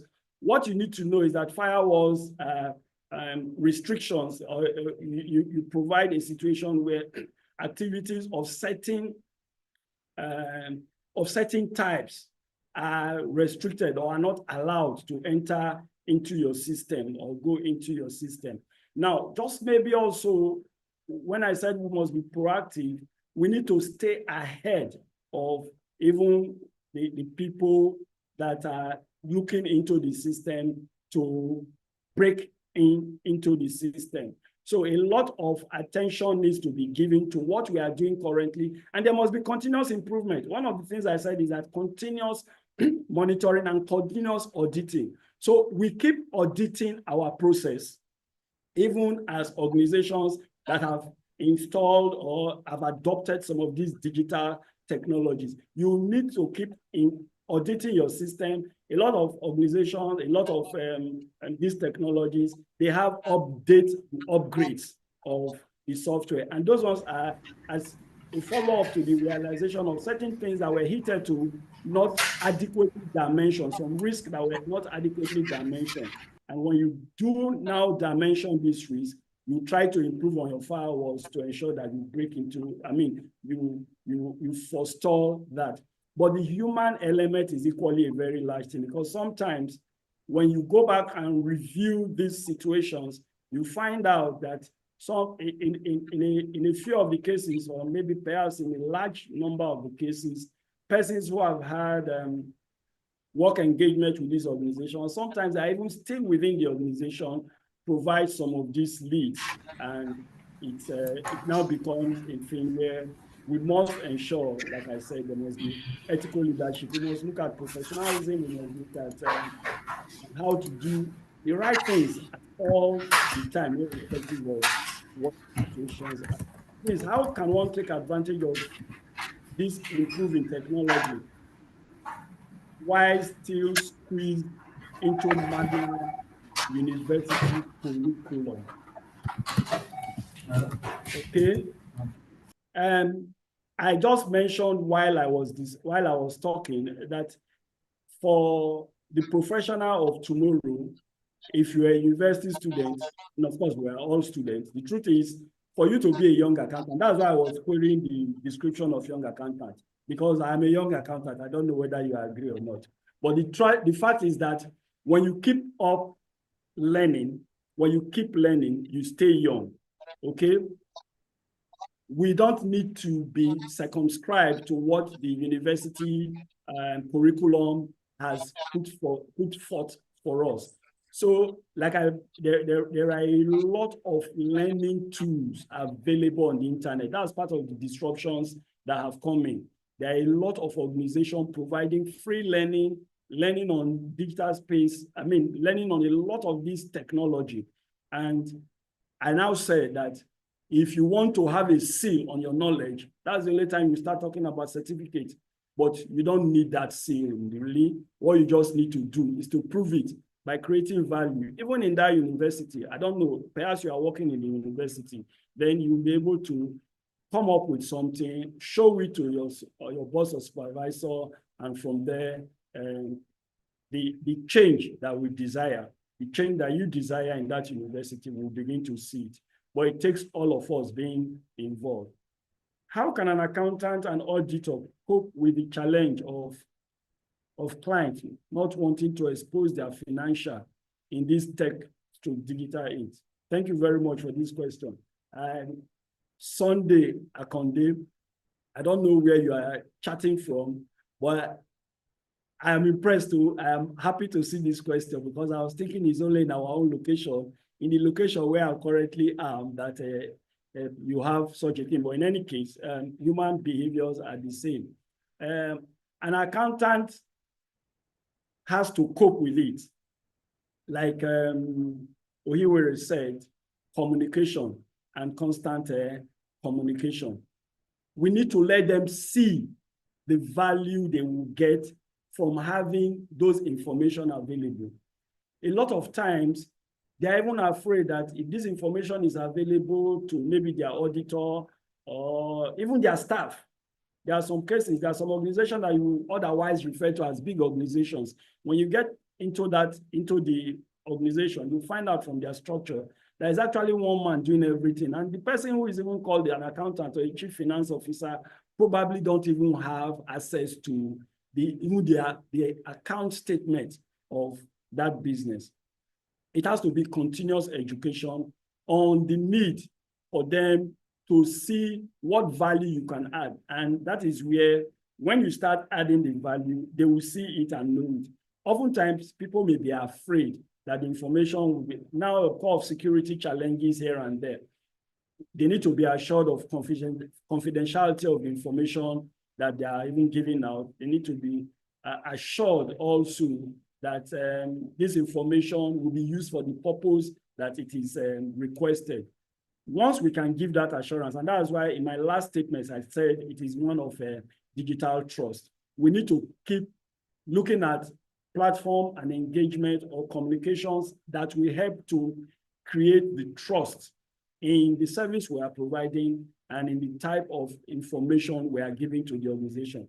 And that means that we are giving value beyond just their finances. We'll be using it to tell them about how their businesses can grow, how they can expand their market, how they can improve on, how they can circumvent some of the risks that probably they didn't even see, but as oversight financial persons engaged with them, we're able to tell them this is a risk that they probably didn't see. And we are saying if it crystallizes, this is how it's going to affect your business. Once they have that trust, they will start loosening up, but it's something that is going to take time. But like Ohiwere said, our emotional intelligence will now tell us that we need to get the information, but not necessarily because sometimes some of us get angry and say, to hell with you and your job, okay? But you wouldn't have done anything for the organization. We have said that the future accountant needs to create value for the organization and provide value at every point in time. I hope that answers the question. As an accountant, and preferably a reporting accountant, which will be your most recommended of the emerging technologies to learn and leverage on? Because there are very many of them and sometimes confusing or repetitive of other. Okay, as a reporting accountant, your major preoccupation is your role is such that you are reporting. And when a reporting accountant is using the reporting standards along with the disclosure requirements and all of that. So data analytic tools are going to be very useful to you. AI also could help you also to take out, sieve out some of this information and help you put them in a fashion that it is good for reporting. And AI will also help you in carrying out further analysis. The same thing with your data analytics too, okay? So you really cannot separate all of them and say, okay, I want to focus only on one. But you can look at those two and find out from it what you could possibly get. What, like I think in the table I put on page 3 or page 4 of my work, I try to show what each of them can do for you. So you will now ask yourself, what is most important to me? Is it to report accurately my data in a more efficient manner? Or is it that when I'm collating my data, I will see some misstatement or I'll be able to detect some things that ordinarily shouldn't be there? So which two becomes more appropriate for my use. I think that we need to sit down and look at it properly and now know which of them would give you the best result that you seek. Because at the end of the day, all of them could give you a little bit here and there of what you need. So thank you very much. Okay, somebody is saying, thank you, sir. God bless you. Thank you very much for your kind words. In Nigeria, the old order is so entrenched that you are seen as someone from the moon once you start suggesting innovation, e.g., changing from using papers to paperless, etc. What can you do? The old order is very entrenched. I'll tell you something that happened. Just as an example, and for me, it is value creation at the end of the day. You need to let them see what you can do. If you listen to my profile, I had my earlier life in the bank. When I entered the bank then, we didn't have a computer. We were running what we call the microbus system then. We had one computer office where everybody does the manual transactions. At the end of the day, you take it to the IT, we call him IT officer in the IT room. He pushes every transaction into the system, generates reports. We sit down to look at those reports, call them over, notice any correction, give it back to him and all of that. So he does everything that relates with, he prints statement for customers and whatever. Somehow the man resigned or somebody left the office and I was asked to man that office.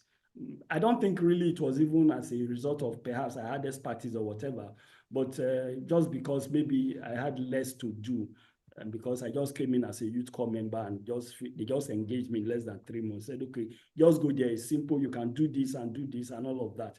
And we're there. So sometime in the town where we had the bank at that time, not many banks at the time, I think I'm talking about 1998 or 1999. So we had a lot of students. I came out and I sought how to assist. So they told me, oh, just come, help us here, because school fees was collected manually then. And later they will use that money to raise draft, as it was then called. So the banking hall was so messed up. But this time we had just started using system. We had dummy systems on each of the table. People can capture their transactions. Tellers can post, funds transfer officer and all that. So we had moved now, but we were not online real time, okay, with other of our bank branches. And my manager had a customer who wanted his bank statement, and he told him, he brought his request. The man came upstairs to meet me while I was upstairs and said, leave whatever you are doing now. Silver, just leave whatever you are doing. Go downstairs so that I can print this statement. I said, sir, where is the request? He gave it to me. I said, sir, don't worry. Let me finish attending to this customer. I could still do it from here because the systems, the system we are using is linked. So I sent my statement request from the system where I was, of course, I am configured as an IT person, so I don't have access to posting cash or whatever. I just assist them to receive the funds to help them douse the crowd there. So I logged onto the system in front of me and I sent the print instruction from there because my papers are already set inside the system room. The manager was very disturbed. He kept telling me, leave that thing, leave that thing. I told him, sir, the statement is printing. By the time we went downstairs, he was opening the door and entering, the statement had just finished printing and I printed it out and gave to him. I became his best person.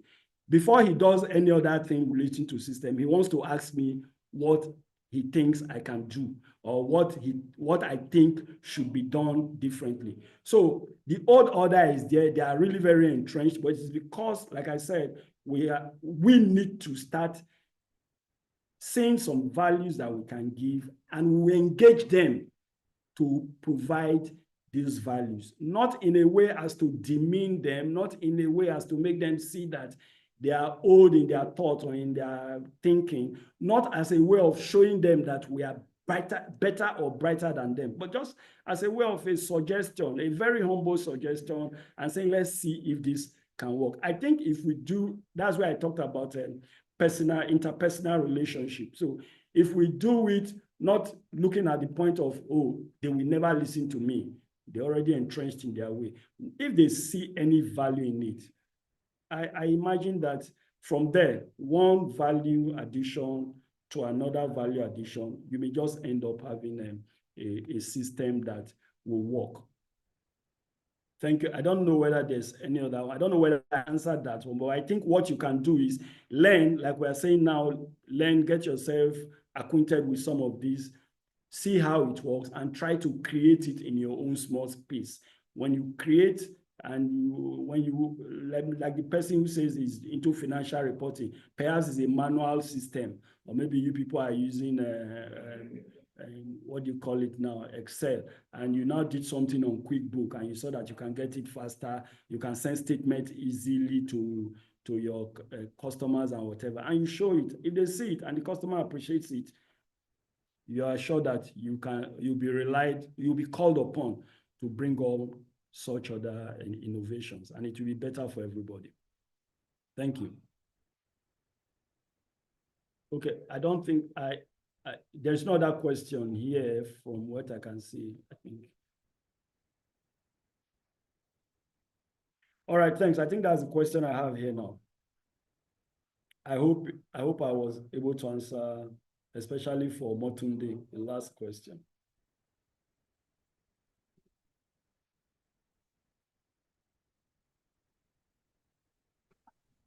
Yes, thank you very much, Dr. Sylvanus. Thank you. So our participants have, at least we've exhausted our questions, meaning that you have impacted on us, and we'll go back and go through your slides and imbibe more of what you have already exposed us to today. So here again, we say thank you. One of our board members here will. Okay. Anolu Akpo, are you going to say a vote of thanks to him before we go to the next one? Okay, sir. Thank you so very much, sir, for the section. Really appreciate you. It was a very insightful one and really enjoyed ourselves. And we apologize for the murdering of the name earlier. Also, want to say a very big thank you for your time and for keeping to time as well to come and join us. Also, probably when we are bringing you on board to come and take us on another topic, we would ensure that we give you more than enough time to help us. Thank you very much, sir. I really appreciate it. God bless you. Thank you very much. I appreciate the opportunity. Thank you. You know you're a young accountant now, so. Yes, I'm a young accountant. So we'll always give you an opportunity because we need your wealth of knowledge to keep growing ourselves. So before we go to the third paper presentation, I just want us to reflect on this short story. Is one that I want to just share a short story that we should always reflect on when we think about growth and resilience. What we're teaching ourselves today and what we're exposing ourselves today is giving ourselves reminders of what we need to grow as young people, as young accountants, and the resilience we need to function really well. So in Asia, there is a species of baboon that doesn't break through the ground for the first 4 years after it is planted. For 4 long years, you see no visible growth, just a small shoot, barely noticeable. But on the ground, a massive root is developing, spreading wide and deep. Then suddenly, in the 5th year, the baboon shoots up, growing up to 90 feet in just 6 weeks. Was it growing all of a sudden? No, it was growing all along, not just in ways that were immediately visible. As young professionals, we are often in that underground phase, building character, acquiring skills, attending events like this one, making mistakes and learning from them. The growth may not always be visible right away, but if we keep learning, adapting, and showing up, just like the baboon, our time to rise will come. and we will soar. So I encourage each and every one of us here today to learn to invest in your roots. The future will take care of itself. So keep investing in your roots. People may not agree with you that you are growing, you are learning. It may not just be visible, but just keep growing like that bamboo. The bamboo grows deep, it takes deep root into the ground for 4 solid years. And in the 5th year, in 90 days, it shoots up, in 6 weeks, it shoots up 90 feet tall. That is so visible for everyone to see. So someone will say to you, oh, each time you are doing young accountant, each time you say you're going to ICAN, you're going to learn. Just keep doing it. Just keep at it. Someday, sometime, you'll find out that you're already there. So thank you as you keep listening. Thank you very much, everyone. And so we're going to be going to our next paper presentation. The 3rd paper is going to be presented. The details of the 10th paper is going to be presented to us by Ibrahim Ononara Jelili. He's also a board member. Jelili, I welcome you to this podium to tell us about the next speaker. I want you to speak to us about the next speaker and what he's presenting to us.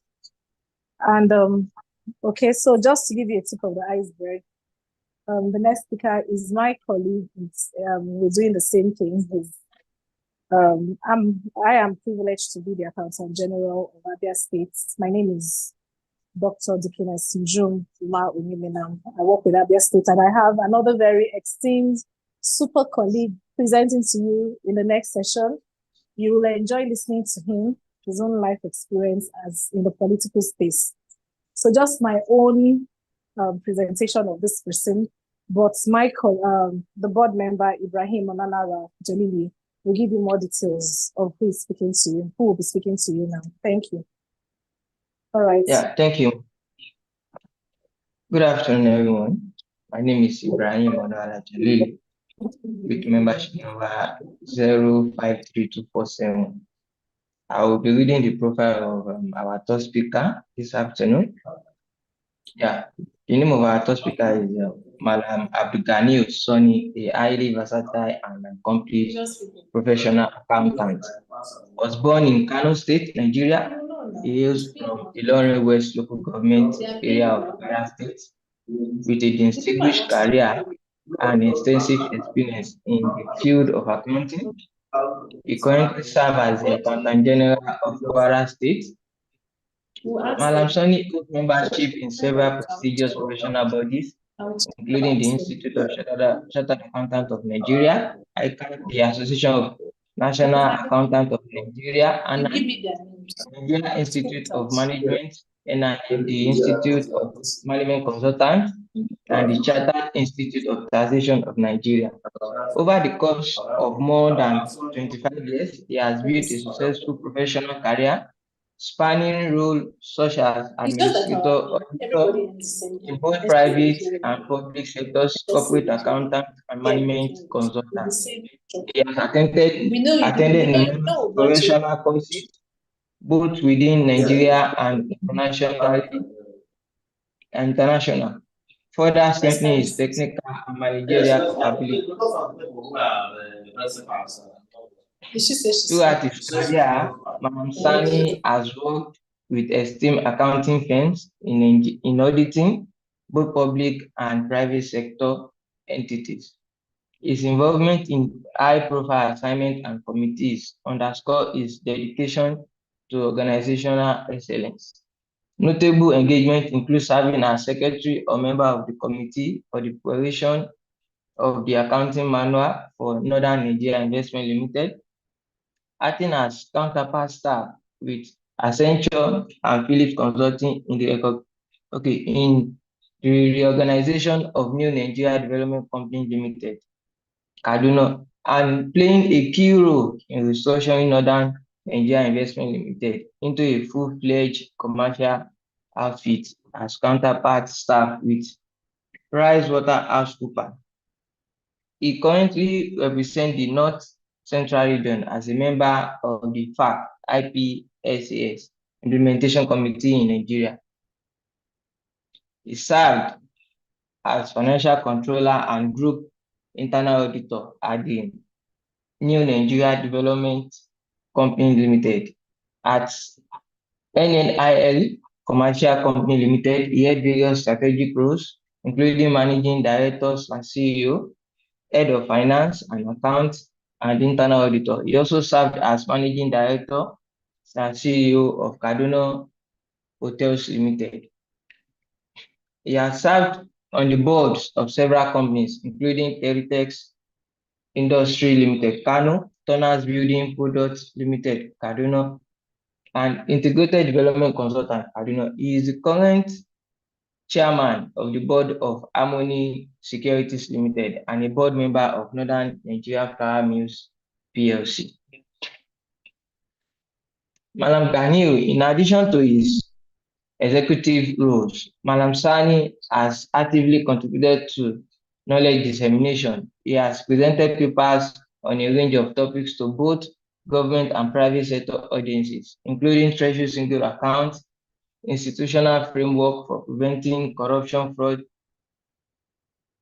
prevention and management strategies, monetization, issues and challenges, information security for effective management, and computer fraud, patterns and control, among others.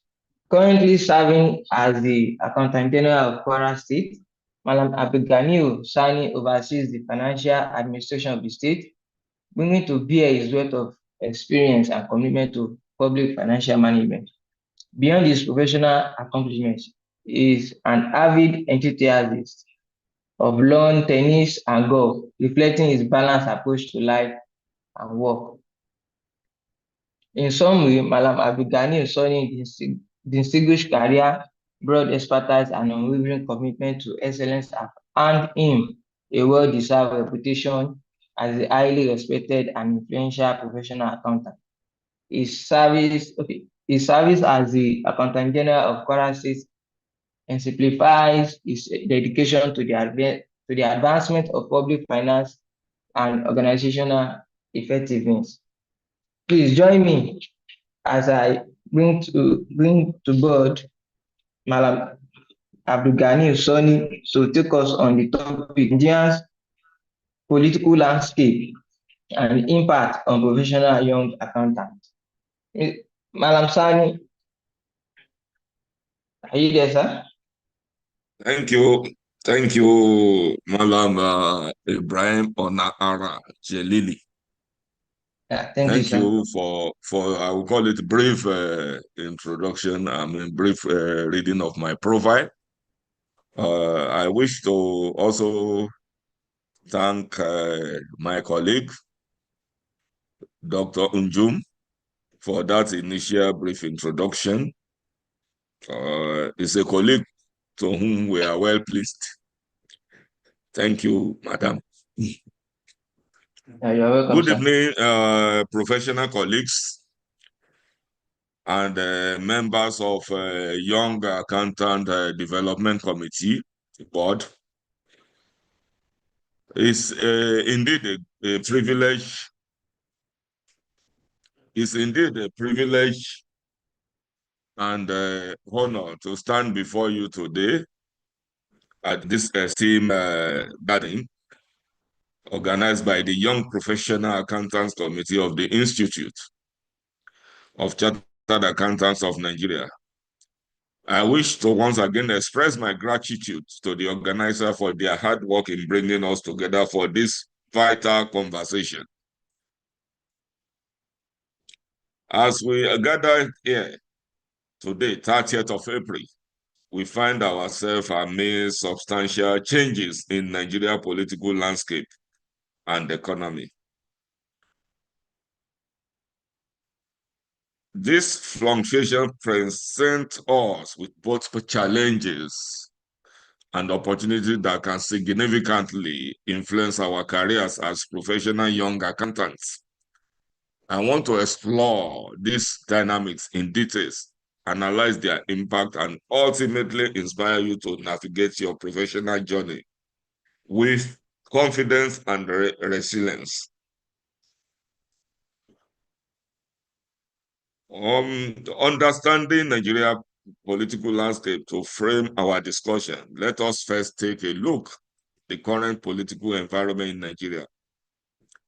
Our nation has undergone notable transformation marked by both progress and setbacks. Here are some of the points to consider in analyzing this. One, political stability and governance. Exactly, specifically ongoing issues of corruption and transparency. The past few years have witnessed efforts towards stabilizing governance, but persistent issues like corruption, lack of transparency, and governance deficits continue to challenge our political systems. These impediments can have direct repercussions on economic performance and subsequently upon our profession. The Nigeria economy is influenced by government policies in areas such as taxation, foreign investment, and regulation. Changes in administration often result in alterations into fiscal policies, which demand adaptability from us as accountants. There's need for us to adapt to this. Democratic engagement as engaged citizens and professionals, we have a role in advocating for policies that support economic growth and professional standards. The ability to participate in and influence policy discussion is essential for our growth. Impact on the accounting profession. Now, let's delve into how these dynamics affect us, especially as young accountants. The implication can be categorized into several critical areas. One, regulatory compliance and legislative changes. As young accountants, navigating the maze of continually changing regulatory framework is a skill you must hone. For instance, shift in taxation laws or financial reporting standard can present learning curves requiring to invest in continuous education. That's one of the reasons you must take our mandatory continuous program, development program by ICAN. We must take it seriously as accountants. We must seize the opportunities. The next stage we are looking at is the policy fluctuations.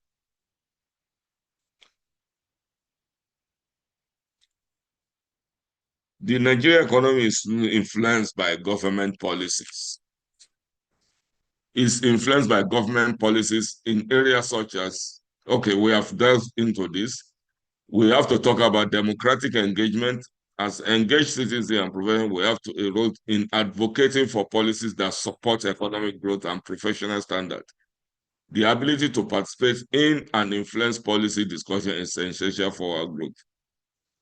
Now we go to impact on the accounting professions. Impact on the accounting profession. Now let's delve into how this dynamic affects us, especially as young accountants. The implication can be categorized into several critical areas. One, regulatory compliance and legislative changes. Adapting to, as young accountants, navigating the maze of continually, okay, sorry, we have gone through this. We move to career opportunities, please. The political climate influences the marketplace dynamics, which can affect employment. Understanding how shifts in governance policy can create opening for new roles in finance, risk management, or regulatory compliance is critical to us as accountants. Next is the diverse employment options. The reality is that traditional roles are evolving. Think beyond conventional accounting. Consider opportunities in advisory, forensic accounting, or financial technology. Ethical dilemmas and integrity. We have to find a way to navigate ethical challenges. In times marked by moral ambiguity, it is essential for young accountants to stand firm. Ethical dilemmas may arise when political pressure encourages compliance with unfavorable practices. Next is advocacy for ethics. Be advocate of integrity. Young accountants must be advocate of integrity, pushing for transparency and accountability, not just within your organization, but also through the broader economy. Your commitment to ethics will serve as a cornerstone of your career. Next is the entrepreneurship and innovation. The current environment demands innovative thinking. Young accountants can spearhead technological advancement in accounting, such as automation and data analytics, to streamline processes and enhance value delivery.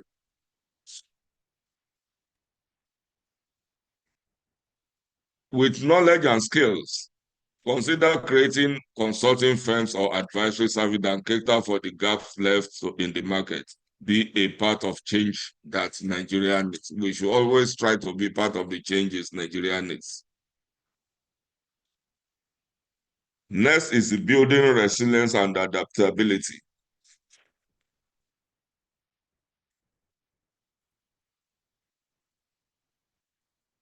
As young professionals, building resilience is key to thriving amid the uncertainties of the political landscape.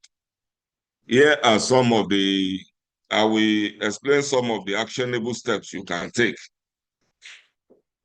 1, you should commit to lifelong learning. The accounting profession is ever evolving. Engage in continuous education and professional development through training, webinars, and certifications. This will pave the way for greater expertise and adaptability. Stay informed. As young accountants, you should endeavor to always follow political developments, economic indicators, and changes in regulations. Being knowledgeable allows you to anticipate changes and adapt proactively. Network and collaborate. Cultivate professional. As young accountants, you must cultivate the habit of a professional relationship within and outside the accounting community. Collaborate with peers, mentors, and industry experts to gain diverse insights. Your network can be instrumental in broadening your horizons. Engage in professional advocacy. Get involved with professional bodies, policy discussions, and advocacy efforts to represent the interests of the accounting community. This activism can influence positive change in the environment we operate in.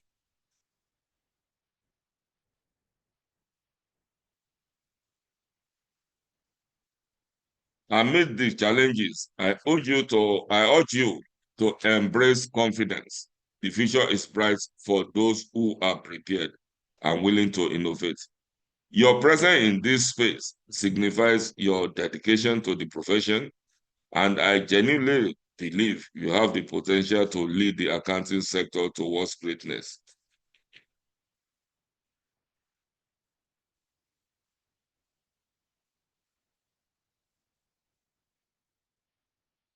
Conclusions.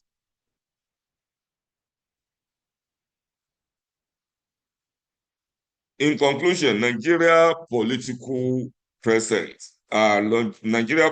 landscape presents a unique tapestry of challenges and opportunity for professional young accountants. Embrace change, cultivate resilience and prioritize ethical practice in everything you do. As you move forward in your careers, remain steadfast in your pursuit of excellence. You are not just accountants, you are leaders, innovators, and change makers.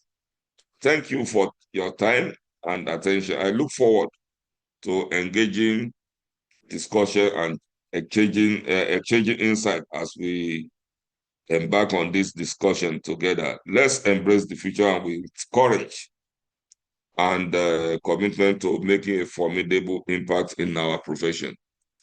Thank you very much.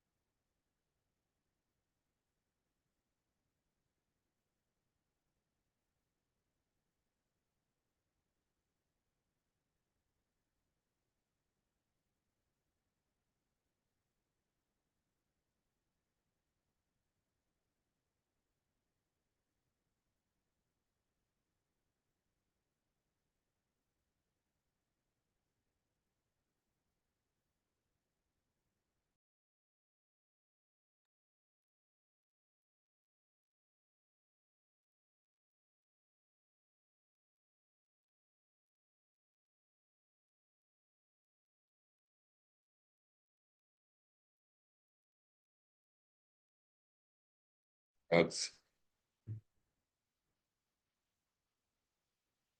reactions and comments.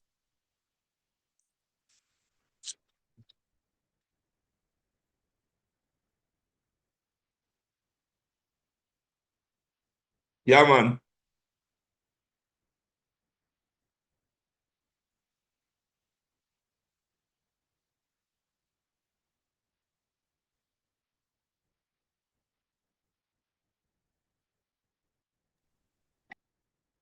Hello. Thank you very much, sir.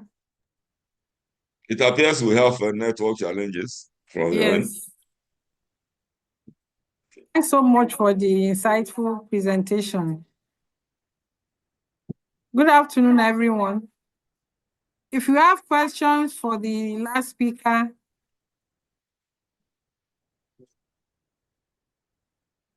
let's hear you.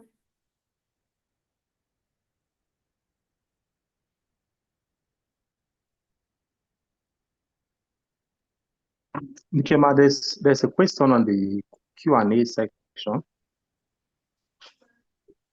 All right, let me check. Okay.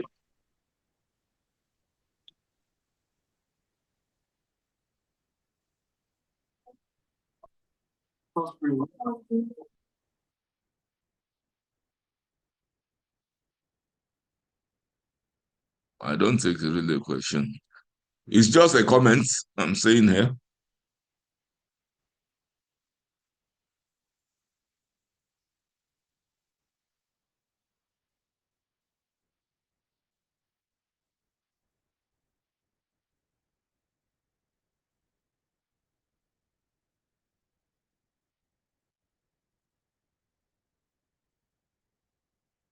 Okay, sir. Maybe I can assist read one of the questions, sir, if that's okay. Okay, can you do that then? Okay. So there's a question from Abdurazak Abu. He says, my question is, as Accountant General of the state, in the face of high level of corruption in the political space and Nigeria in general, how is dealing with the threats to your integrity as an ICAN member? How do you deal with the threats to your integrity as an ICAN member? Thank you, Mr. Abrazak. Thank you. That's a very good question. You know, as Accountant General, the work itself is one of the high-risk area. But as an experienced professional, there's always the need to be careful and ensure you comply with all the relevant laws, policies. Once you are able to do that, you will show, once laws and policies are complied with, I don't think you will enter trouble. That's number one. Number two, there will be external pressures and there will be attempts to compromise you as Accountant General. But once you adopt what I call a high-level professionalism and follow all the required standards and laws, I think you will be pretty safe. And surely there's corruption. Nobody will deny that. And you know, as rightly mentioned in the paper, we mentioned issue of corruptions that affect or that can negatively affect us as accountants. But when you stand on your feet and make sure you do what is right always, don't compromise. And for us, where I work, we are lucky. Nobody has put unnecessary pressure for me because my approach is always, you know, I have a policy which we call be friendly, but be firm. So if you are firm and friendly and you adopt carrot and stick, I think you are going to go. In fact, for us, we try to adopt technology to a greater extent in Kwara State, and that has minimized interface with third parties. So mostly, I can even boldly say, so for somebody like me, I don't even know I've never seen any contractor physically like this.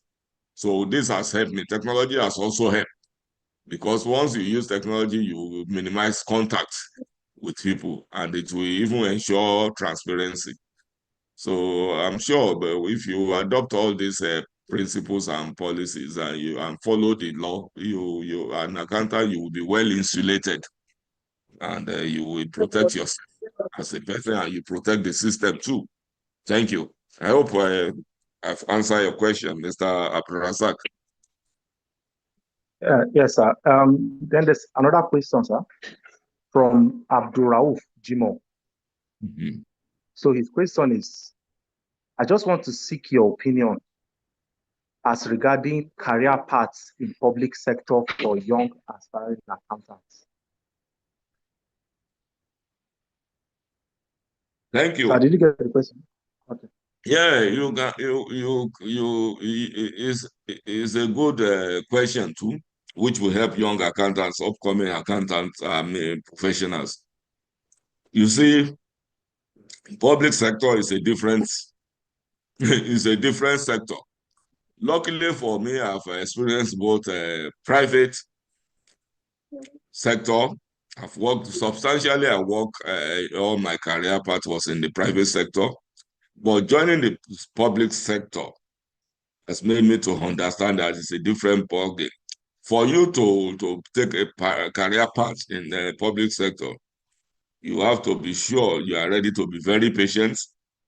You must ensure that you are not looking for too much money. Just be contented and make sure you follow the rules and procedure. And with God, you will make progress. But if you are looking for overnight progress, you will not get it in public sector or anywhere. So just ensure that you are patient and you will grow with it and do your work and be good at what you are doing. Certainly, you will go places, especially master. Make sure you know public sector financial management or public financial management very well. If you are good in it, you will make progress and you will certainly be recognized. It's not all about knowing people or knowing somebody, but once you do your work, you will certainly be identified. You are good at what you are doing. So you need and make sure you have mentors that know what they are doing, that can groom you very well. Thank you very much, Mr. Jimo. Okay, thank you, sir. That's all for the questions in the Q&A section. Thank you very much, Jalen.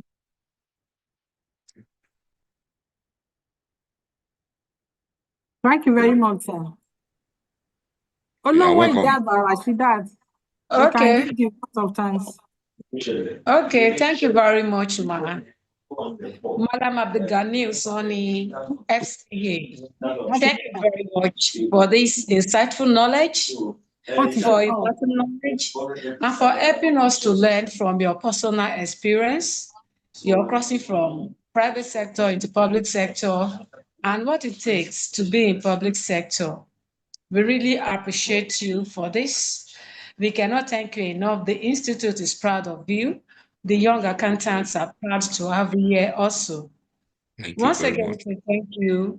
We really appreciate you as we wish you the best in your career and endeavors generally. Thank you so much, sir. Thank you, Madam Rashida K. You are welcome. It's my pleasure.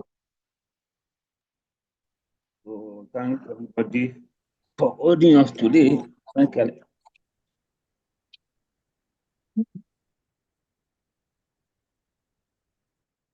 Over to Rutara Nukuru. We now call on our deputy chairperson of the Young Accountant Development Committee, Rotaract Francis Okoro, for closing remarks. Closing remarks, have you? Yes, closing remarks. Thank you. You are welcome, sir.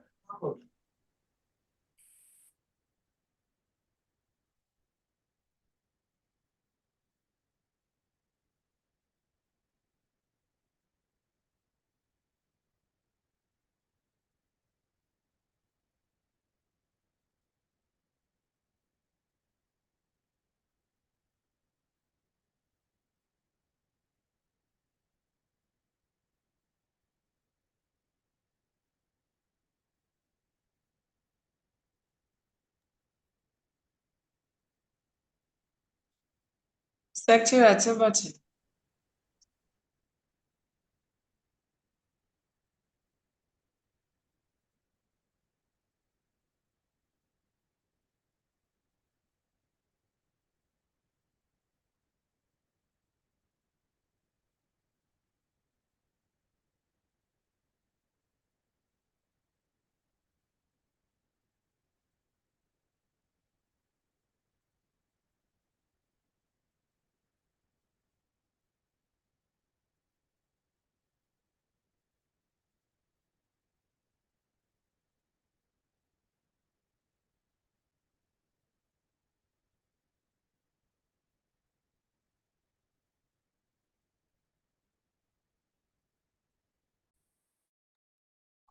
Hello, young accountants. It's like the deputy chairperson is having an issue with his network. So on behalf of your president, the president, top management of ICAN and staff, and the Young Accountant Committee, we say a big thank you to you all for attending this webinar. So our young accountants, I can see you enjoyed every bit of it. So keep it, keep the flag flying. Really appreciate your comment.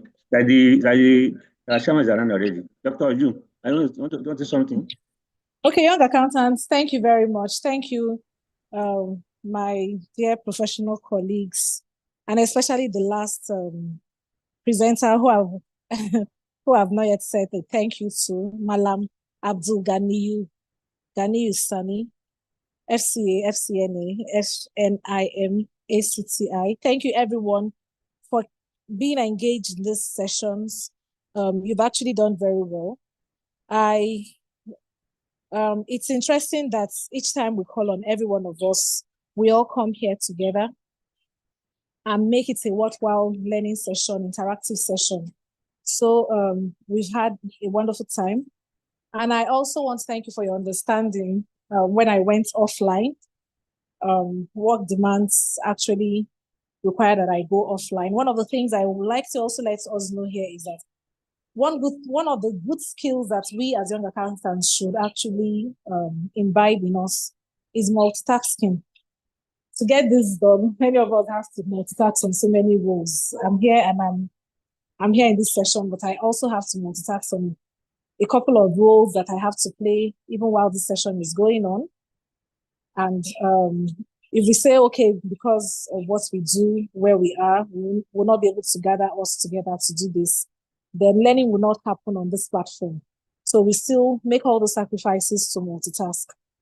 So I want to, as we draw this insightful session to a close, I want to express my heartfelt appreciation to every one of you who has joined us today, whether as a speaker, as a participant, or as a passionate learner. Our journey this morning through the realms of emotional intelligence, technological disruption, and the political landscape affecting our profession has been nothing short of transformative. It is clear the role of accountants is evolving, and so must we. Remember what you do after today matters even more. Reflect on what you've learned, apply it, and share it. I said to you with that short story, whether it is visible today or not, just keep doing it.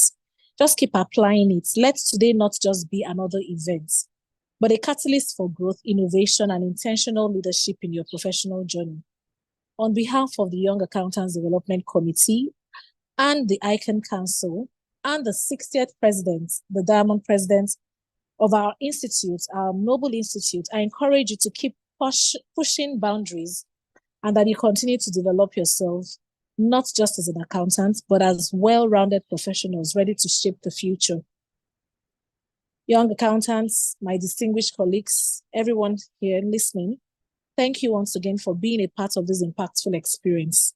Stay curious, stay committed, and above all, stay connected, watching out for our next session. God bless you, and God bless us all. Goodbye. And so, secretariats, we can have our anthems before we go. Or has the anthems gone?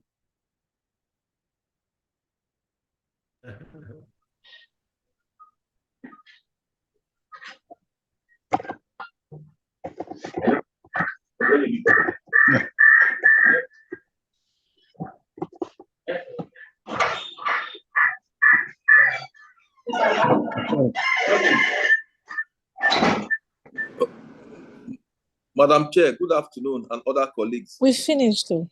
Sorry. Okay, so briefly. I had challenges with my network, so I couldn't. Okay, so briefly, yeah, you're welcome. Briefly introduce yourself, yes, and let's. While we're standing by. Dear young accountants, I am Eritrea Francis Kawukokoro FCA, a member of the Governing Council, and also the Deputy Chair of the Young Accountants Development Committee. It's my pleasure to be here today with all of you on this call. Thank you for making it happen. We hope to see you some other time soon. Thank you and God bless. Should I still go ahead with the vote of thanks, Madam Chairman?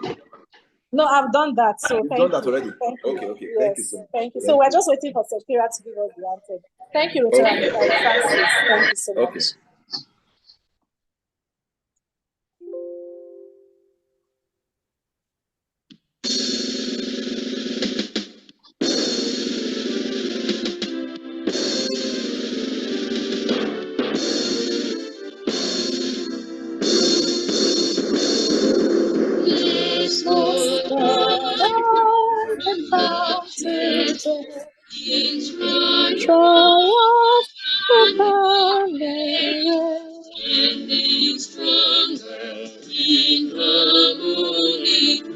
Dreams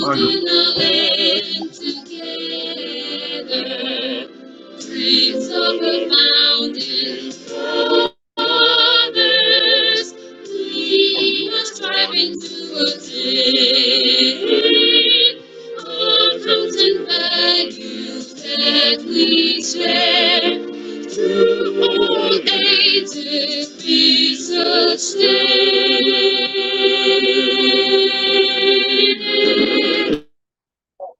Institute of Chartered Accountants of Nigeria.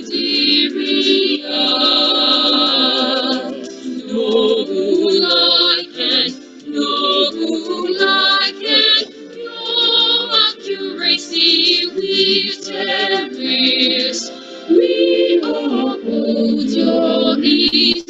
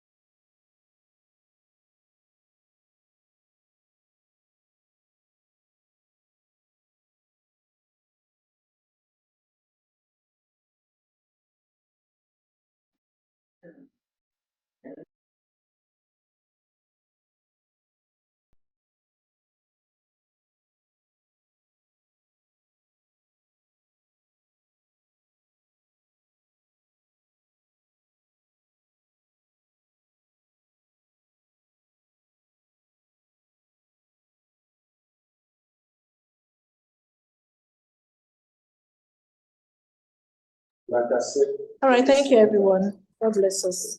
Thank you. Au revoir. Bonjour. Yeah. Yeah, bonjour. Bye-bye. Thank you. Thanks. Congratulations, Chairman. Congratulations. See you next month. Malam Abdugani, thank you. Thank you, Madam Simisola. And thank you, Dr. Silvanus. Bye. Thank you, Secretariat. God bless us all. Thank you. Rotarian Fan. Thank you. Thank you. Yeah. Thank you, Rotarian Francis. Thank you. Thank And you, sir. welcome. My chair, thank you so much. Thank you. For a session well moderated.